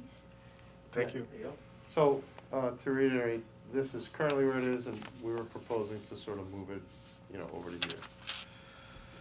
Well, If it's wood, put it close to your house in the middle of the property if you're gonna use firewood. I'm not gonna support an application, I'll tell you that right now. With any wood? But firewood, unless it's real, in smack in the middle of, right next to your house. If you want firewood, So you're you saying breathe more the here. smoke, no one else.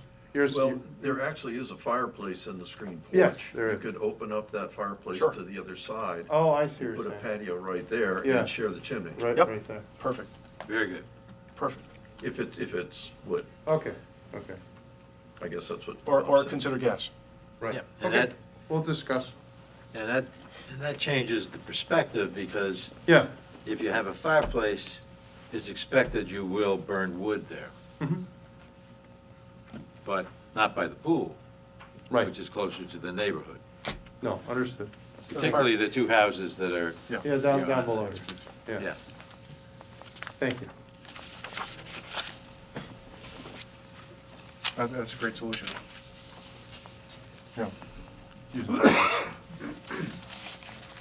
Dennis, I think you were all set? Well, at Want the to raise same- that point?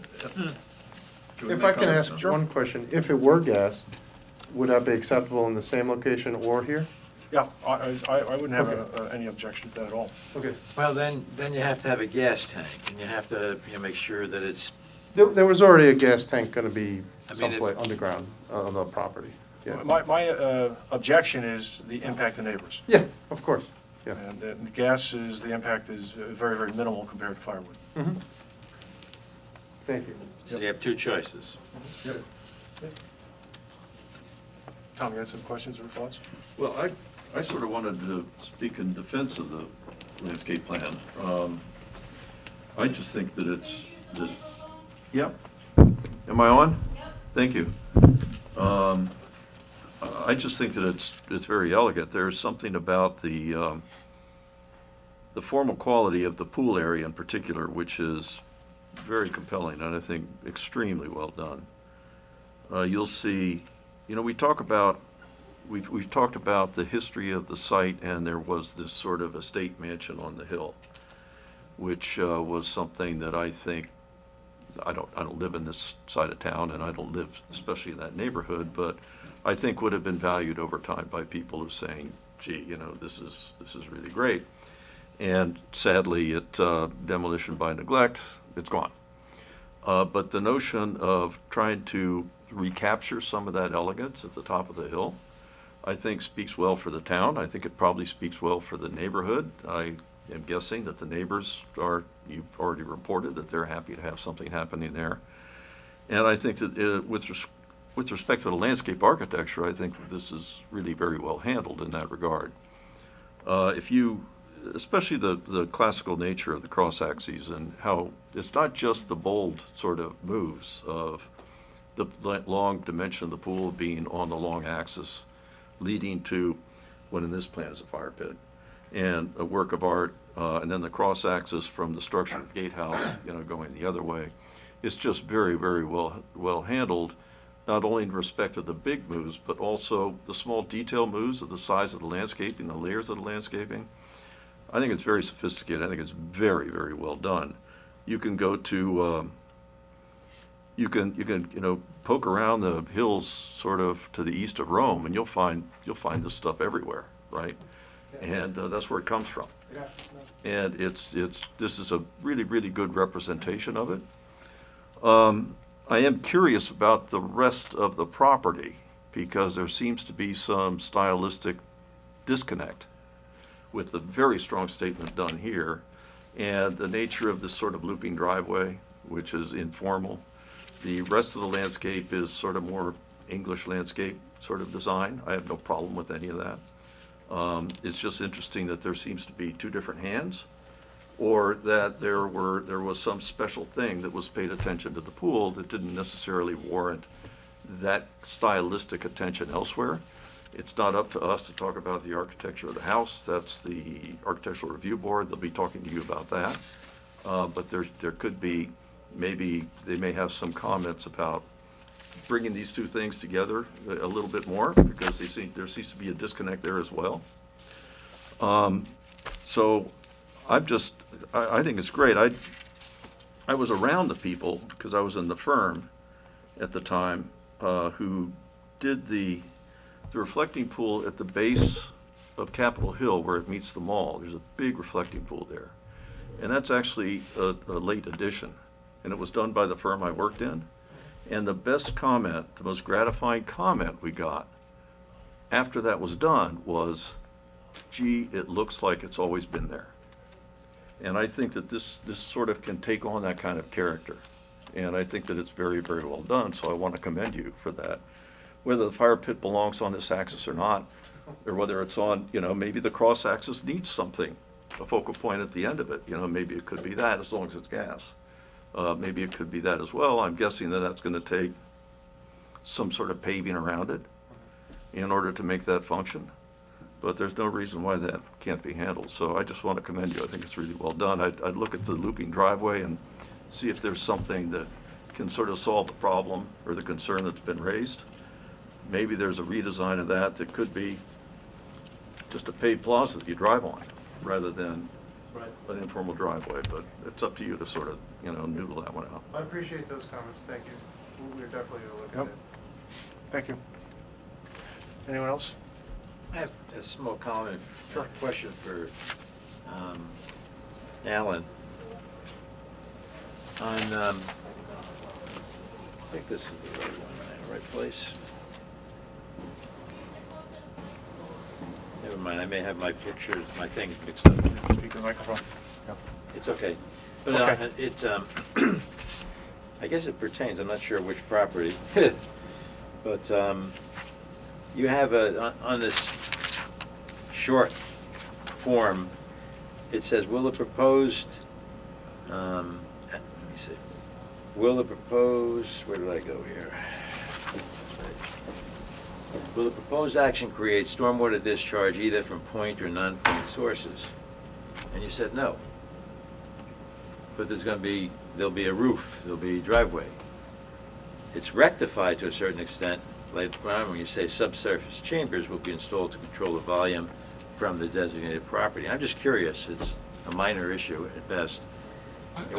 Why is it no if you're going to build something that's going to increase the stormwater flow? Well, the question in the short EAF is whether it's being created, and that discharge from the stormwater runoff from lot number 1 goes into stormwater management basin number 1, which is in called the eastern portion of lot 2.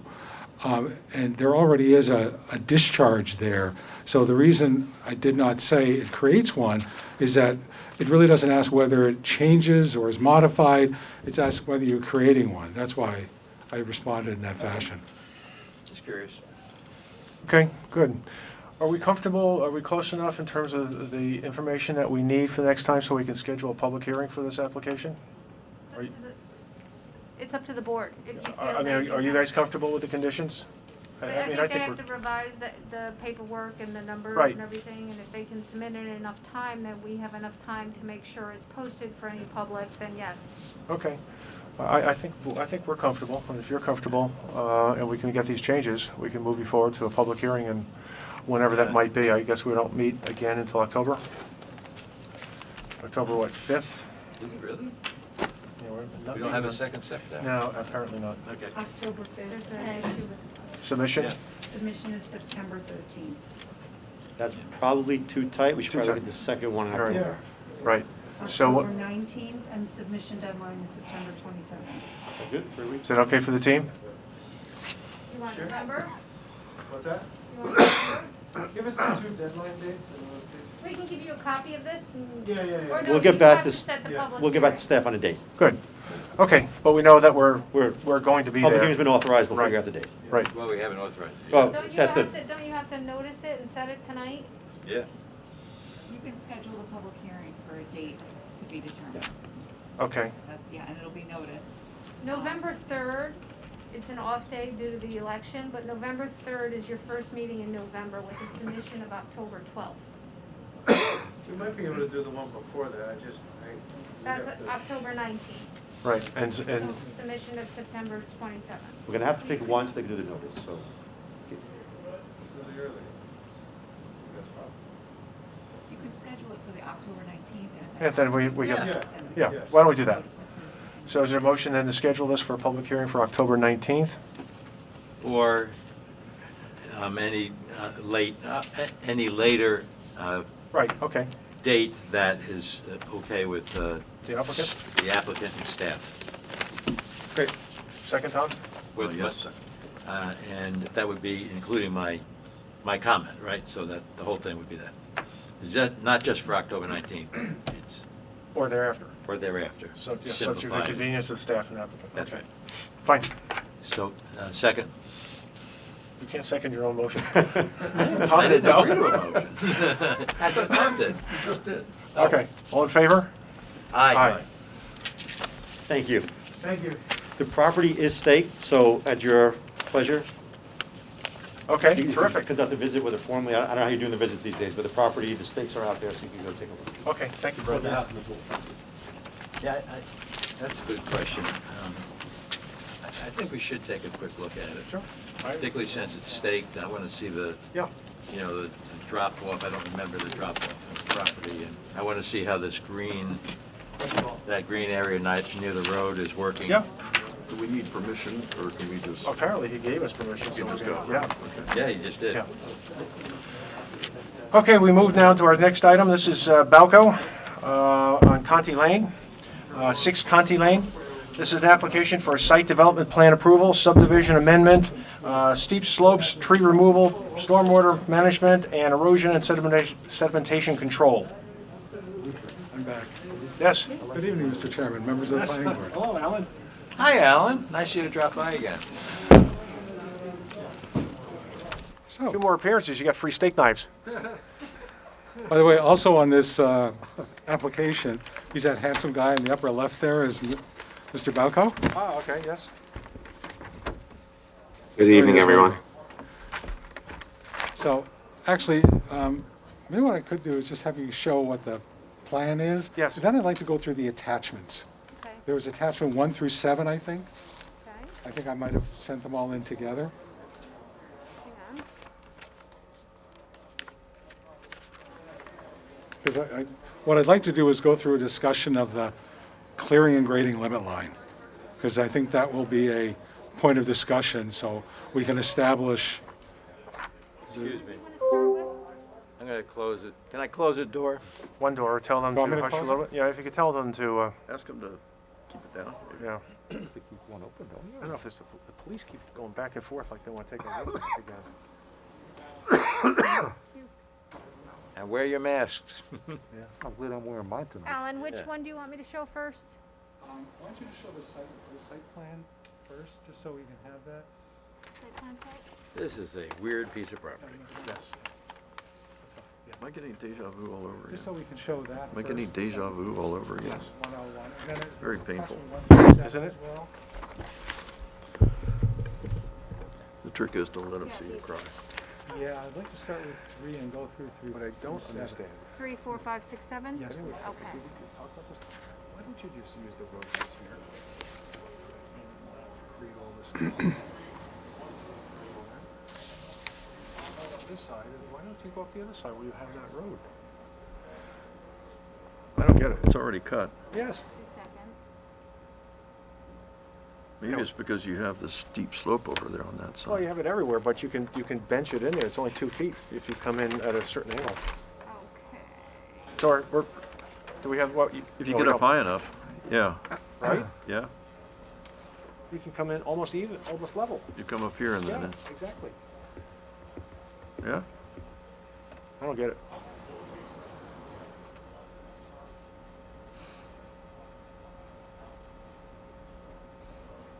Sure that, hang on a minute. Do you want me to start anyways? Sure. I could just talk.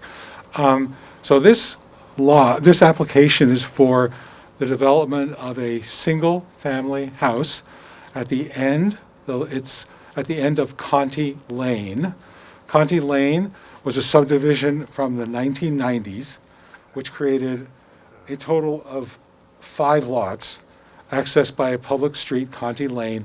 This, am I pointing this thing correctly? Yes. This is the last lot of the subdivision. All 4 other ones are created. And this was dates from 1993.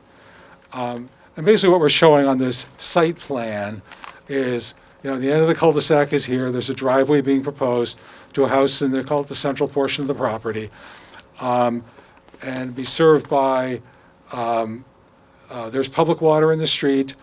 We have a septic system as well, and that's basically what's being proposed. I will say also there's a regulated wetland, and I'll go through that discussion as well, which is a New York State freshwater wetland, also regulated by the town, and there's a 100-foot buffer which extends just into the property as well. Now, if we could just show, I'd really like to show attachment 3, because one of the things I'm grappling with here is establishing a clearing grading limit line for this lot, because the subdivision, there were twice this project's been through the planning board. Once was in 1993, and a second time was, I believe it was 2006, excuse me. So this was, that's fine. This was the original, this is attachment 3, right? Yes. So this is, I just want to show this. This is the original Conti Lane subdivision. Lot 1, 2, 3, 4, which is this, oops. Sorry. Yeah. Lot 4, which is this property, and lot 5, which is right over here. And so this is the property that's being contemplated. That's lands of the town in Newcastle, which is actually off-site and I guess includes the wetland itself. Now, if you can just go to attachment 4. There's a lot of work here, Alan. I know you're doing fine. No, I appreciate you trying to wind your way through this thing. So, as I say, attachment 3, okay.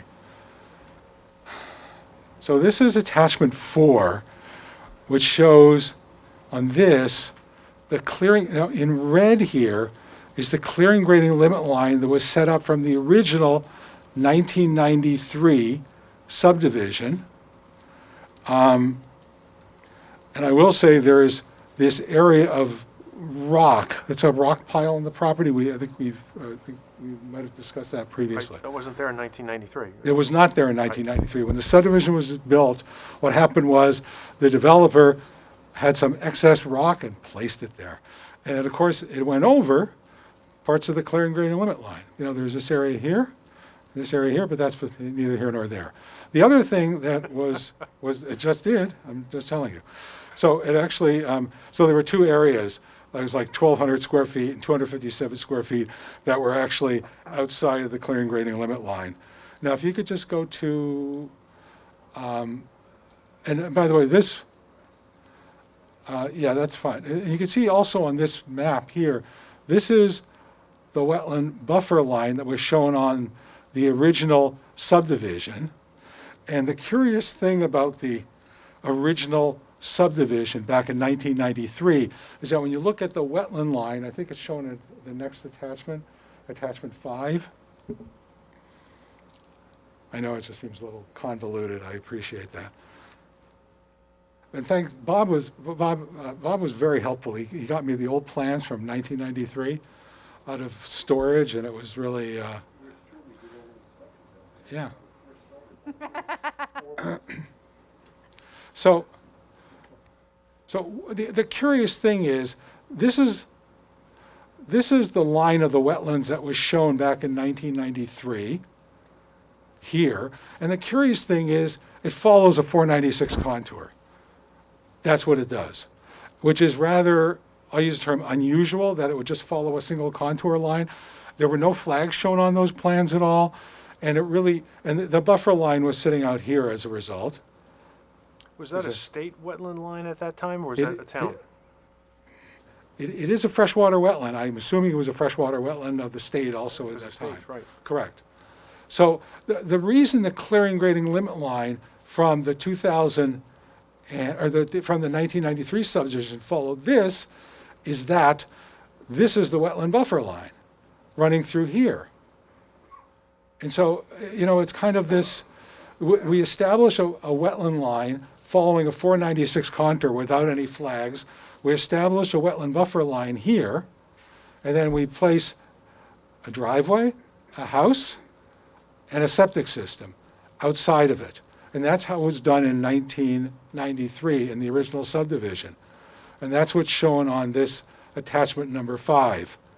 I'll just say for stormwater management purposes, all that was ever shown here was a couple of dry wells, and I think the driveway just had like a, just a catch Water basin, a regulation. deep sump catch basin.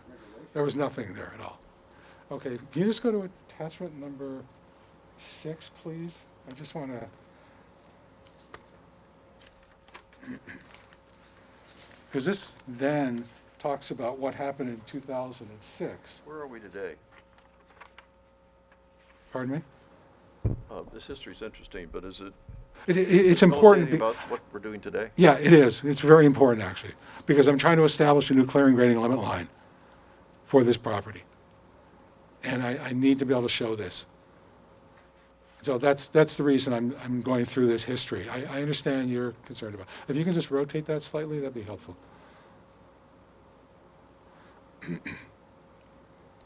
Does it relate to a wetland boundary that you're going to challenge because it was apparently arbitrary? We're not, perhaps yes, but we've also had it the wetland boundary was Okay, so it's redone been in reflagged. 2000. It's been reflagged, right? Correct. Okay, and we're going to go by that wetland boundary? The one in 2021, it was delineated by Stephen Coleman, and it was confirmed by Josh Fisher of New York State DEC. Okay, so we'll work from there, right? Correct. Okay. But I just want to, correct. I see that. It's okay. So I'll just say, in 2006, a site plan was submitted to the town on behalf of DDR Construction for, again, the construction of a single-family house on the lot. And the clearing grading limit line followed the 100-foot setback, which was based on a delineation of the wetland performed by John Crow in 2002. And that's what was actually shown here, which is a slightly different plan now, where, again, there's a wetland, there's a wetland buffer out here. There's the new house plan that was shown on this one. And I just wanted to show that there's the old clearing gradient limit line out here, but the new clearing gradient limit line was out here.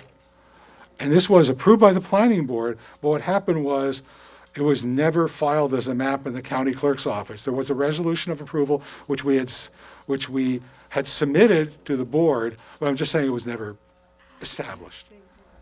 And then perhaps we can just go to, I just rotated it. okay, that's fine, after all that, I understand. So here's the wetland setback line over here based on the John Crow plan. And what it shows is the house essentially roughly in the same location, a new septic area over here with an expansion area over here. This is the old clearing grading limit line that was shown from 1993. And this is the new clearing grading limit line that was shown on this plan, which was, I say, was approved but never filed. In 2006? In 2006. Okay. That is correct. And so what we're trying to do now is, given that, we're basically trying to amend that 1993 clearing grading limit line. Yeah, but there's more here. You're also applying for a steep slope application. Yes. Tree removal, stormwater management, et cetera. So there are more, before we get involved with the clearing grading limit line, I think there's some more fundamental issues here. Now, first, you have a steep slope application. Correct. And our first rule is to try to avoid steep slopes and then mitigate.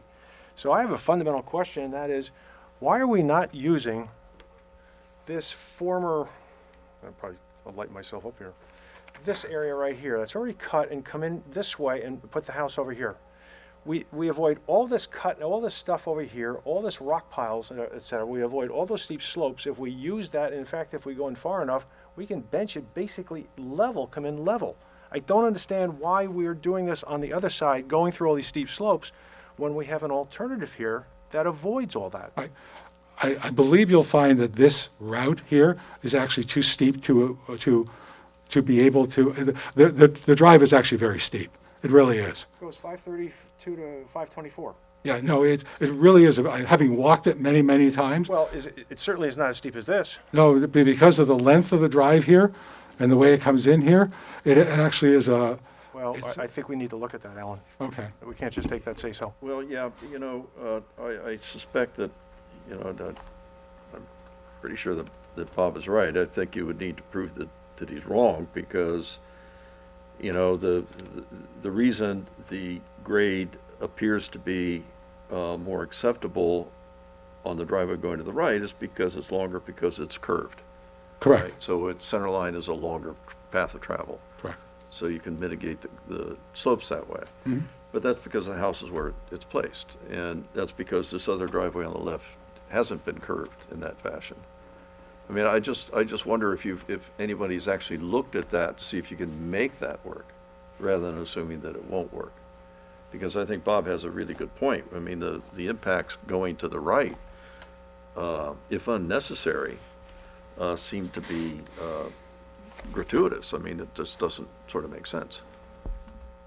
Okay, I hear you. I guess we also followed what was done previously, which is bringing the driveway in this way. And this looked like it was just the route that was used to. Well, the history you just gave us were a lot of things that were done differently. Right. So we can't say, well, but because, you know, you can't have it both ways, right? It's a new application, essentially, because you're talking about moving all of these pieces and all these parts, right? So I think it may bear some examination, and Bob Cioli can be a great help to us in all of this, in helping you take a look and see if there's a way to make that work. I don't ever see having seen a drawing in this long history where that was actually ever tried. Maybe I'm wrong, maybe you have that drawing somewhere in the file, but I don't remember seeing that ever tried before. To use that travel way. Driveway on the left, Okay. which has already been graded out to a certain grade. It's removed all the impediments of, you know, the boulders and the knolls. I don't know whether there's ledge there on the site that you're going to have to remove to do this, but I've never seen a drawing that shows that can't work. Understood. I think my concern was what we were proposing was something was so, we had an established clearing grading limit line from 1993, and clearly I was in, this site plan, however it is, would be in, even if we placed the house somewhere back here, for example, would clearly be, I'll use the term, unless we placed the house in the middle of the rock pile and removed it, we'd clearly be, I'll use the term, beyond what was approved previously. Well, and I know it's also, a concern of as this board. you indicated earlier, with the new delineation of wetlands, you have a buffer now that's further back, so you actually have more space over in that area Right. to consider the house. I mean, so your history actually, that you gave us actually is important, and that may have been, I can't recall exactly what we did then, but I know that we were very severely constrained by that wetland, and that was not what was driving clearing grading limit lines. Back when that was looked at in 93, what was driving this was the wetland and the buffer. And that was very, very tight, and Yes. and then, of course, now we have all the rocks and all the other issues. Right. So I think with the redelineation of the wetland and the move of there's a very significant move of the buffer, I think it frees up some additional space for you that we can now look at for clearing grading, but also just replacement. And again, for avoidance of some of the other issues that we have to consider. Okay. And again, the steep slopes, I mean, that's just fundamental. We try to avoid those impacts if we can. If the proposal you have is moving into the property sort of on the left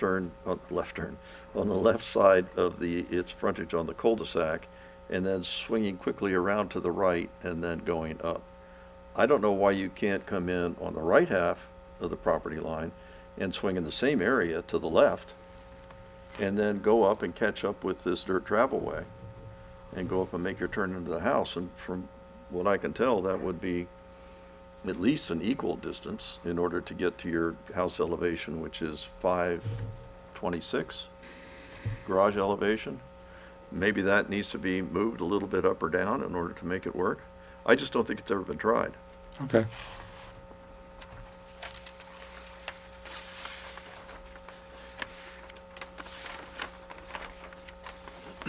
So I think we need to see that, but Sabrina, do you have any comments also that you want to add at this point? I know you have a memo in here. Yeah, Final well, stuff. here's the thing, if the plan is gonna change, it's gonna change. Right. It's You know, the change, when you change the clearing and grading limit line, we need to understand how much it's changing, quantify the changes, confirming location of stormwater management practices, that's something that needs to be solidified, mitigation for tree removal, and then the whole rock fill, how are you removing it? You said in the information you were repurposing some of it, what's happening with the rest of it? Just more information like that. But again, depending on how you're going to enter the site and where the house is going to be located, it may change some of these. Right, understood. Yeah.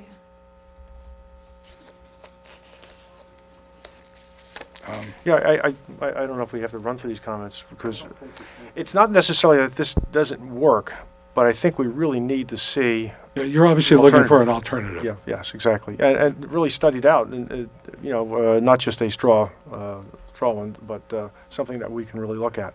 So, That you look at with your customary diligence and discipline. So, I'm sorry, I just sketched something here, but let me see, so that let me just do it this way. Instead of doing that, I don't know why you can't do that. Right, I see what you're saying. Okay. Yeah, I mean, obviously I can just mirror houses and do things like this too. I get that. That's fine. It's something we could take a look at. Okay. Thank you. Okay. Because obviously it's a concern to you, therefore we'll look at it. Yep. Good. Okay. And I agree, going through the comments, the comments are relevant to this plan. Exactly. Most of them are. And so- they may prove to be relevant. Correct, because it may to be a an plan. alternative plan, correct. I get that. But as You you, got something to say? Well, there's two things. I mean, there's a bunch of trees that are in the way of where this house is going to be. Of course, there's trees pretty much everywhere, except the trees lighten up where the septic fields are going to be. The septic fields seem to be right up against the wetland setback, the buffer zone. And the way the terrain goes, you put it in and it's gonna flow subsurfacely, down gradient. And is that gonna create pollution in the wetland? I will say that from the wetland buffer, from the wetland itself is a very gently sloping area that's completely wooded. The entire site is completely wooded. So, I mean, essentially it acts like a riparian buffer. And I think you'll find in 100 feet that the pollution that you'd be concerned with, which is primarily phosphorus, is almost immediately grabbed by soil microorganisms in the soil itself, that there really won't be an issue there, which is why, for example, the Westchester County Department of Health has requirements for certain setbacks from wetlands. It's usually 100 feet. The reason is it's not a public health issue, which is really what happens. And I think because it's a very gentle slope going down, you'll find it acts as a very efficient trap for any effluent or anything that's in there. Plus, it just will act as I'll say, a very good riparian buffer, which is essentially what it does from there to the wetland itself. Well, that's good. Good. Okay. All right. I guess I'll speak with Mr. Balco about it and see what he thinks. Come back, yeah, with that, yeah. We need a site visit, I think, too. Well, I guess when we see the next Yep. alternatives, yeah. Okay. All right. Another site visit, since we probably have seen it before. Anyway, All right. Well, thank you Very for your good. time. I really Yep. appreciate it. are you on next one too? Oh, okay. How can that be? Okay. Our next item then is the Tava Crest and Tava Crest LLC and Childs, 14 Jeffrey Lane, 404 Whippoorwill Road. This is a subdivision plat application for a lot line amendment.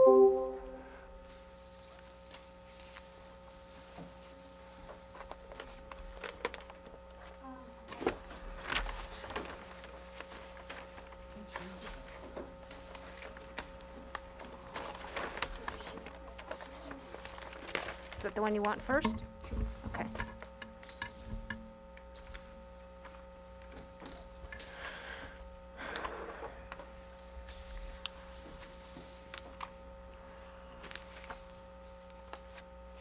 Good evening, I'm Peter Gregory with Provident Design Engineering. I'm here tonight on behalf of one of the applicants, Tava Crest LLC, and we're here tonight to looking to seek approvals for amending a lot line a common lot line between what is 14 Jeffrey Lane and 404 Whipple Road.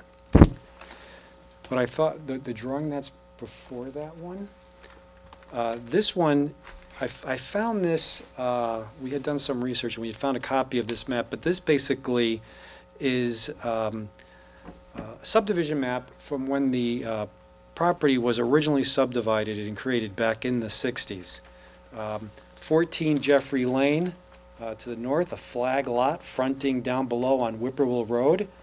And then 404 Whippoorwill is just to the south of 14 Jeffrey, fronting on Whippoorwill Road. And I've labeled both so you see where we are. I believe at the time that this subdivision was created, it depended on Whippoorwill Road for its frontage and its ultimate access to the property. Today, we have Jeffrey Lane, where we are able to maintain our frontage and create our access from that area. What we're looking to do is to convey about 9/10 of an acre for what would be the pole section of the flag from 14 Jeffrey over to 404 Whippoorwill Road. That area is undisturbed, undeveloped, it's wooded, there are some steep slopes there, and I think that by giving that portion over to 404, I think it provides him additional privacy, maintains the natural area, remains undisturbed, and gives us a more of a regular shaped lot. On the next one, that aerial it will show, so that's going to basically be an aerial image showing where we are relative to some of the surrounding properties, what would be the new Lot 5 to the north, and then the new Lot 7, which is 404 Whippoorwill below it, with the frontage across entirely on Whippoorwill Road.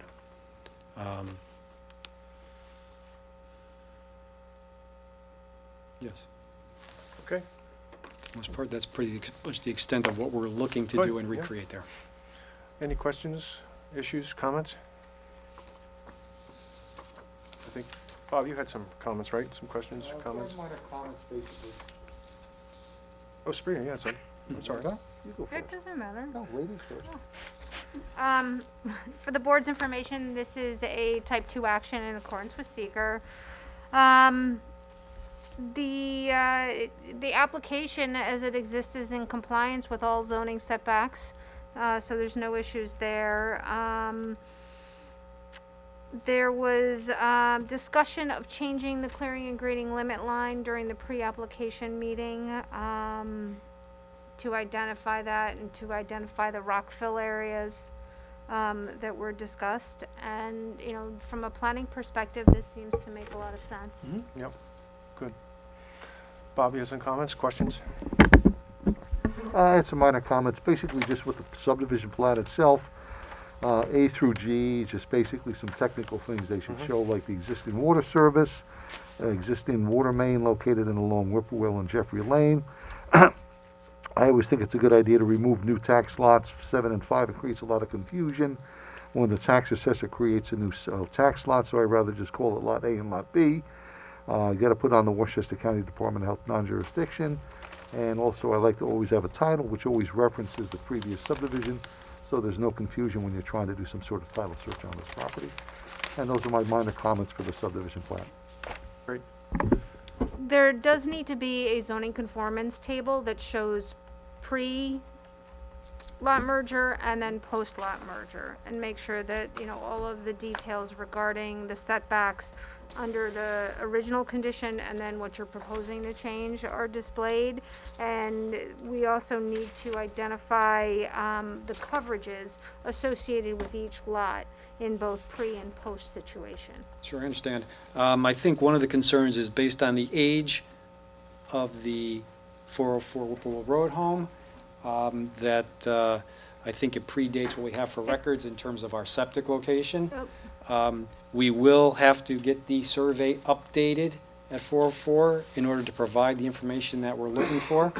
We have studied 14 Jeffrey Lane, and we can demonstrate that we will comply with our coverage both prior to the amendment and even after as well. Yeah, I wouldn't think that there's any concern. 404 has a pre-existing non-conforming front yard setback. I mean, it's a very old home, and so it's understandable. I'm not expecting that there's going to be any issue other than we require the documentation. Okay. And our coverages should get better because our lot is getting larger Correct. on 404. Right. The only question I had, and I think that I know the answer, I guess you can't straighten that off because you No. need that setback for the septic. That's our septic area, and that's basically our setback, and we're not looking to, and we really don't want to amend that Yeah. area for the septic. Yeah, makes sense. Okay. Great. On 400 Whippoorwill, what is going to be built there? Is that 400 part of your Whippoorwill, project? no, 400 Whippoorwill has already been developed, but it did not show up on the aerial image at the time that we had prepared this. So we were able to overlay the existing driveway and footprint that was constructed and completed last year. Pretty cool. Okay. That is not, It just gives you an Not idea of the clear. proximity of that to the other adjacent property. Jennifer, we have to go to public on this? Okay. Any other questions, comments? Seems like a no-brainer, right? well, I don't know, we have to Straightforward? make sure, check the trees, and Yeah. there are other things that have to be done. And I'm sure if the house is old, there's some trees in the area that are old too. You know, the main house, that's not part of this project, but it's Right. 404 Whippoorwill. So, have to be careful about that. Yep. So, is there comfort to schedule this for a public hearing on either the, what was it, the 5th or 19th of October?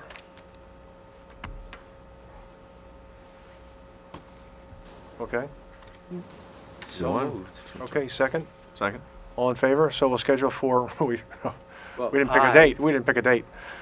Well, the question is, given the comments that you see, do you think you can have information resubmitted to us for a public hearing on? September 13th, is it? By by next week?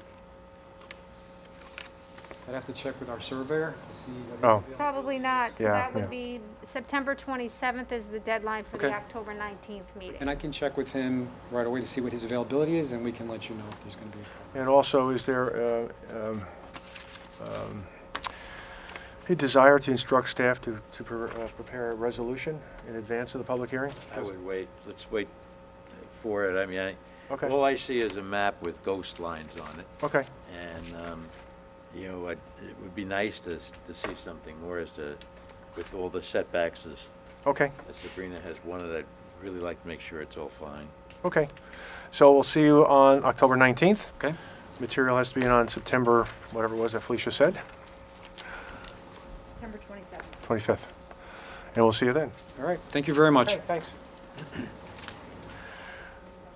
Okay, before we take the Chappaqua Crossing issue, I wanted to, so that Jennifer can go home, we'll take the Chappaqua Central School District request for time extension. The minutes are straightforward, right? The minutes are all straightforward. Yeah. Perfect, okay. Oh, my. So we have a request for a time extension on the Chappaqua Central School District application. This was a preliminary subdivision plat approval, steep slope permit, tree removal permit, Button Hook Road and Sabino Road. So the applicant is looking for and asking for an extension.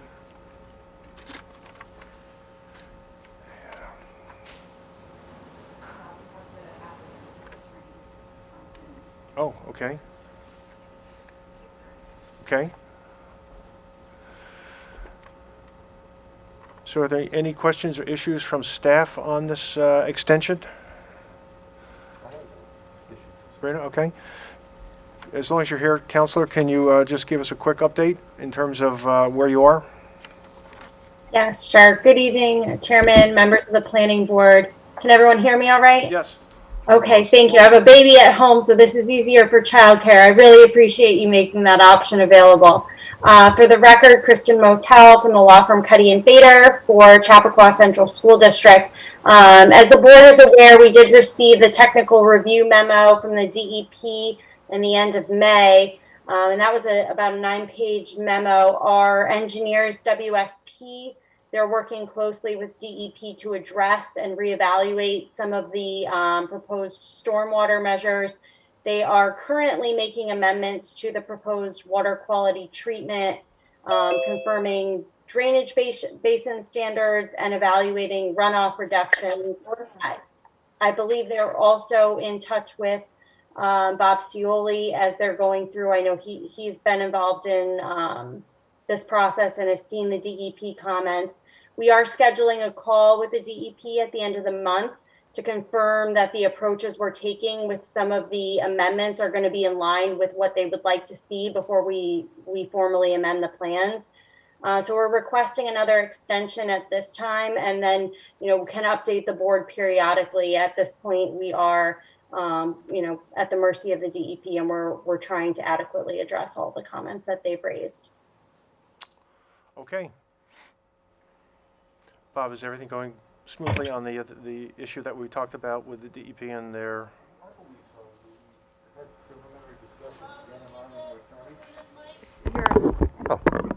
Yes, Jen and I had some preliminary discussions with their attorneys, and I think we're moving forward. We'll probably have more discussions. I guess at the next meeting you're scheduling, Kristen, with Jen and I? Yes, and we'll loop you in, Bob, so that you can be in attendance at the end of this month when we speak with DEP too, because it's important for us to all be on the same page. Right. Thank you. Thank you. Okay, terrific. Okay, is there a motion to grant the extension that's been requested by the applicant? So moved. Second? Second? All in favor? Aye. Okay. Thank you. Have a good evening. You too. Okay, we move now to our discussion item. This is the street naming for Chappaqua Crossing. Pegasus. And we have a note in here that came from the attorneys representing the applicant.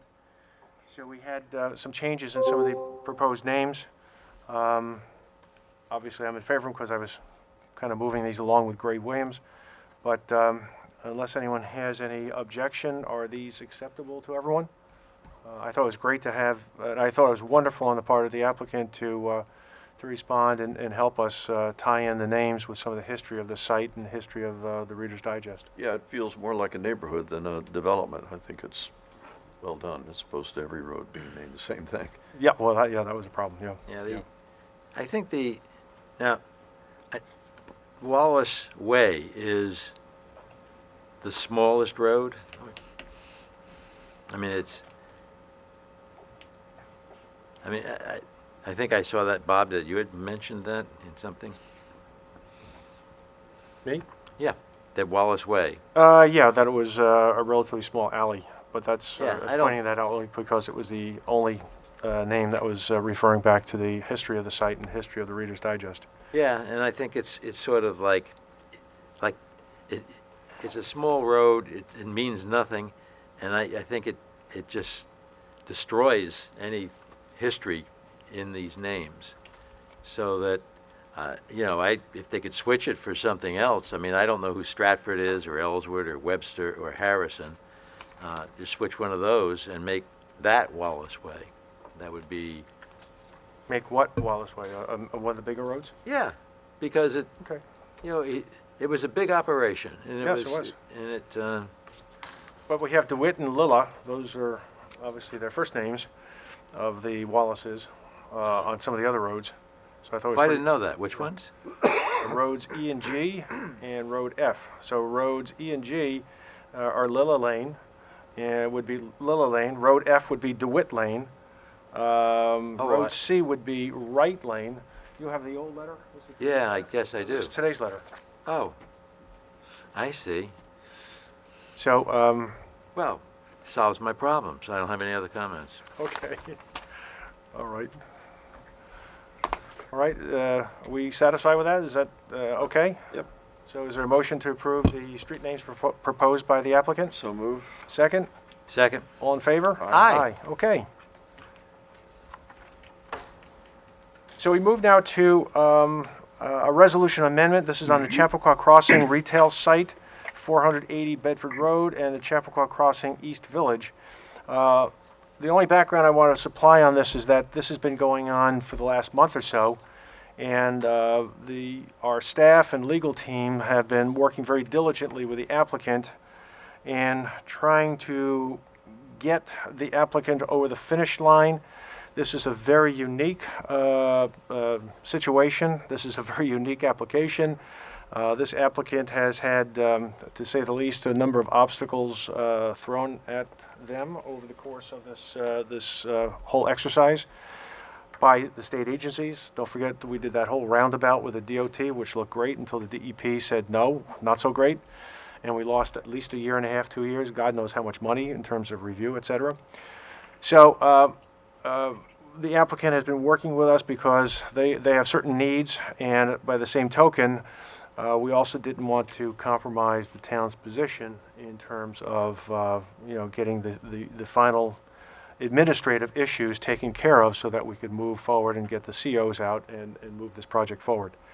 So I want to really thank staff from the applicant, but our staff and in particular, because I've been I listened in on a number of the conversations after I was told to shut up. Thank you, Nick. At one of the meetings, but Bob Cioli did a great job in this, being very, very creative, working with town staff.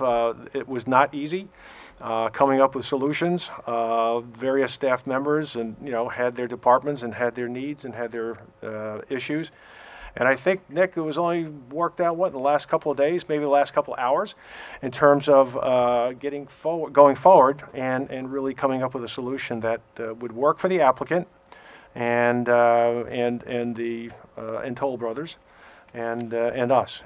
So I'll let Bob describe what we're doing, or Nick, would you like to describe it? But the bottom line is we had stormwater and water dedication, and the DPW chief really thought at this point that he was satisfied. It was really administrative. The county still hadn't done the formal approvals, but after all, these buildings have been up. They're being used for 2 years. The water and sewage works. It was just getting the permits and the paperwork through. And then we have this very interesting situation with the DOT again. And we, the planning board, we basically said, applicant, you've got to fix the intersection at 117 and Roaring Brook Road. They've done that. It's substantially finished. They don't have a final formal sign off on it. I guess they have a punch list that they're working on right now. But the DOT has linked the improvements down at the sawmill to the Roaring Brook and 117 improvements. So they are not going to grant the overall approval and the permits until both are done. DOT, as I understand, is leaning on us not to grant COs until all these things are done and satisfied, even though it was certainly not a planning board condition, might have been a town board condition, not ours. Anyway, so again, Bob and Nick have worked on this, and Amanda have worked on this and really come up with some very creative solutions that ultimately the applicant decided was workable. So, Nick, do you want to just give a quick description and then, as we said earlier this afternoon, clean up the mess that I just made by making that opening speech? No, thank you, Mr. Chairman. Your summary was correct. This is merely administrative matters. It's not approving new construction. It's not modifying in any material way the board's prior land use approvals for the retail or the residential components of a project. It's really administrative, minor cleanup work that has to be done for paper and tracking purposes. And it affects 4 aspects of the retail resolution, 2 of which concern the sewer infrastructure, 1 of which concerns the water infrastructure. Those 3 are being modified in the retail resolution, where they previously had to be satisfied prior to the issuance of a final certificate of occupancy. Those COs are ready to be issued, and the building department is prepared to sign off on those. So that resolution condition is being modified to say they need to be completed, and that the town has to be completed before it's being offered for dedication, and the town is maintaining a bond. So the town is in all respects protected by the maintaining of a performance bonds, and that if the work is not completed, the town won't accept those infrastructures, the water and the sewer, as dedication, the offered dedication. So the town is in all respects protected by the modification to those 3 conditions. And as you mentioned, Mr. Chairman, Bob Cioli, Tom DePaul, and our office have worked with each other to come up with these conditions, and then with the developer, once we had agreement, to make sure that it adequately protects the town. The final condition that is being modified, condition 65 of the retail condition, is being removed from the retail resolution, and with the consent of the applicant, being placed into the residential site plan approval as a new condition 57A. And this condition pertains to improvements that DOT has required, not the town, but that DOT has required to the Sawmill River Parkway interchange. The applicant previously agreed to complete those improvements. The town has a cash bond agreement and over $600,000 in escrow to secure the performance of that work. And the applicant is being diligent in working with DEP and DOT to get the approvals to perform that work. I think we can see the light at the end of the tunnel, and hopefully that permit will be issued this year. But they won't be able to have that condition satisfied because DOT requires that road work on their state roads stop by about November 15th and does not commence again until March. And as the permit is not being issued yet, it would not allow for the COs to be issued, and they are ready to be issued and go from TCOs, which we don't like to have, staff doesn't like to have, to a final certificate of occupancy. So the solution that has been suggested by staff and the applicant recognizes is that the requirement to complete the Sawmill River Parkway improvements is being eliminated from the retail land use approval resolution and inserted as condition 57A of the residential site plan approval resolution. And we've set forth that this work has to be completed, the improvements to the sawmill, prior to the issuance of the 32nd building permit or the 31st certificate of occupancy. And so that way the town's protected. The applicant gets to start its construction. This isn't going to impact or delay them. And we anticipate that the Sawmill River work should start next spring and then be completed fully completed and accepted by DOT thereafter, and hopefully by this time next year. So we're adding a new condition 57A that says all work associated with the Sawmill River Parkway roadway improvements shall be completed to the satisfaction of DOT, and it's a reference to the Bedford Road improvements because that's what the original permit was taken under prior to the completion of or issuance of the 32nd building permit or the 31st certificate of occupancy. So does that mean that that every CO that is issued up to the 31st, that they don't have to do the improvements? They don't have to complete the improvements for those certificates? Yes, correct. The improvements are still required to be done, but the issuance of those 32 allows the work to occur and recognizes the schedule and doesn't impact the... No, I'm sorry. I understand that the work needs to be done eventually. But, the developer can go ahead and essentially sell the first 30 units without the work being finished? Yes. Isn't that out of a total of 91 isn't units. that essentially the entire first phase? I think phase 1, 2, and 3, part of 3, I think.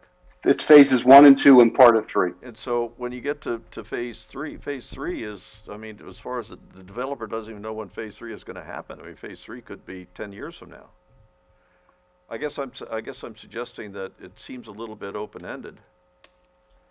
If they only have to, if the constraint is the CO for the 31st unit, the 31st unit may not even be constructed for a number of years.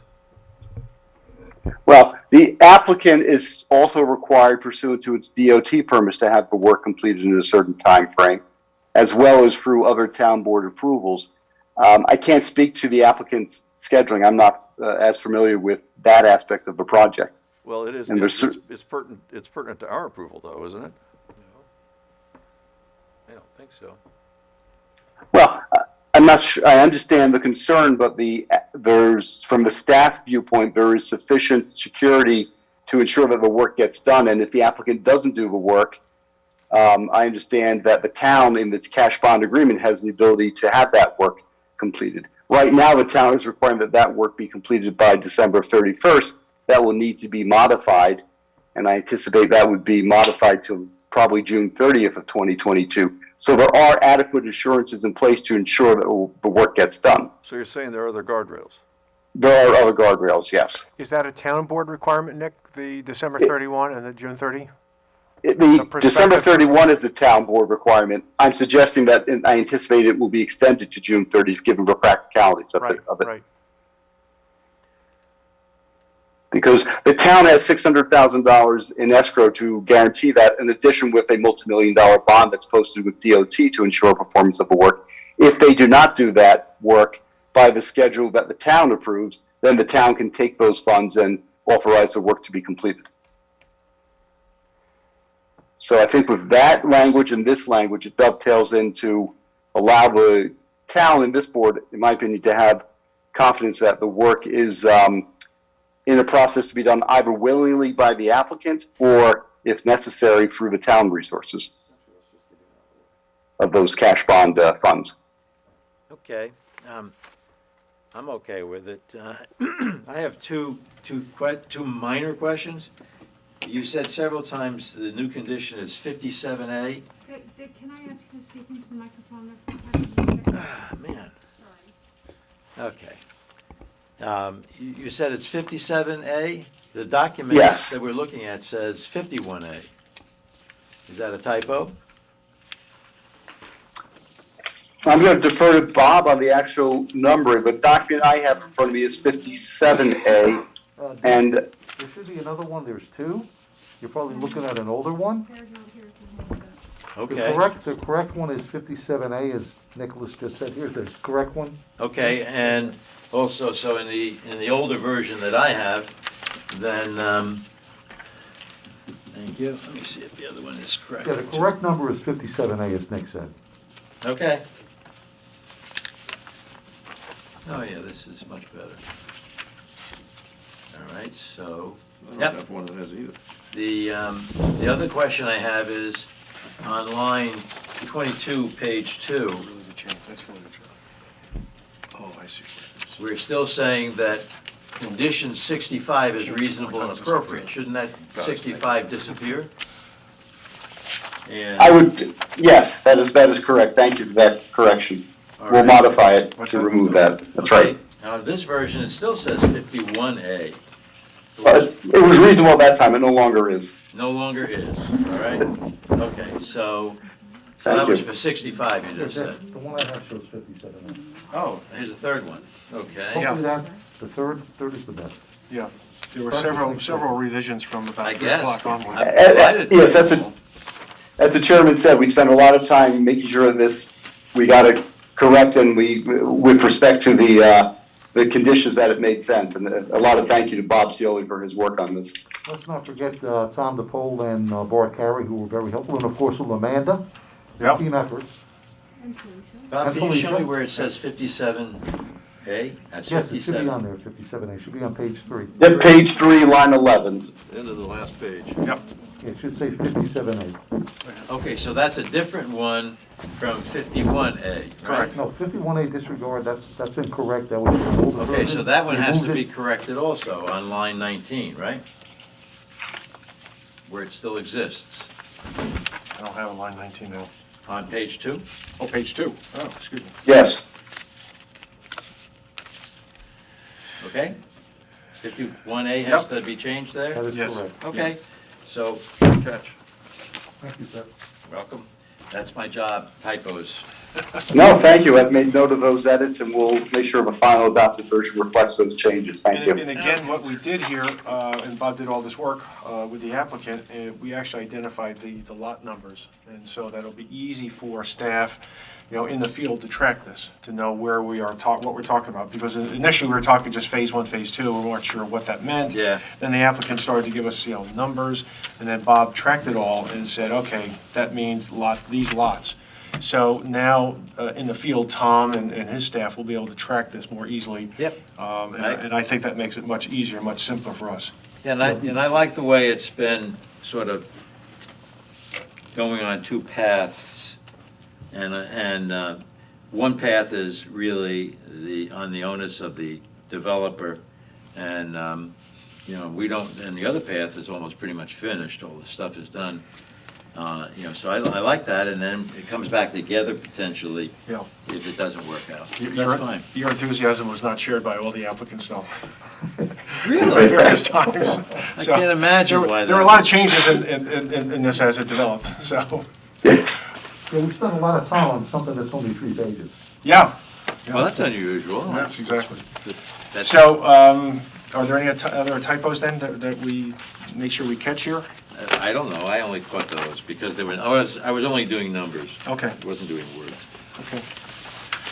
If not, is there a motion to adopt the resolution as it will be amended?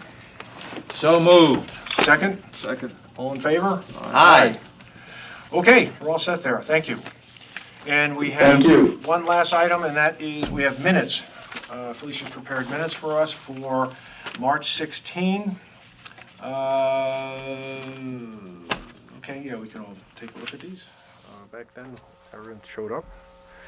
Yeah, I have no comments on. Yeah, I didn't have any comments at all. These were really well done, Felicia, thank you. Really, really good. Combined effort. Well, I would take all the credit. Take the credit. Thank you. Wonderful. Yep. Is there a motion to adopt the minutes of March 16? Second? Second. All in favor? Aye. Okay, terrific, thank you.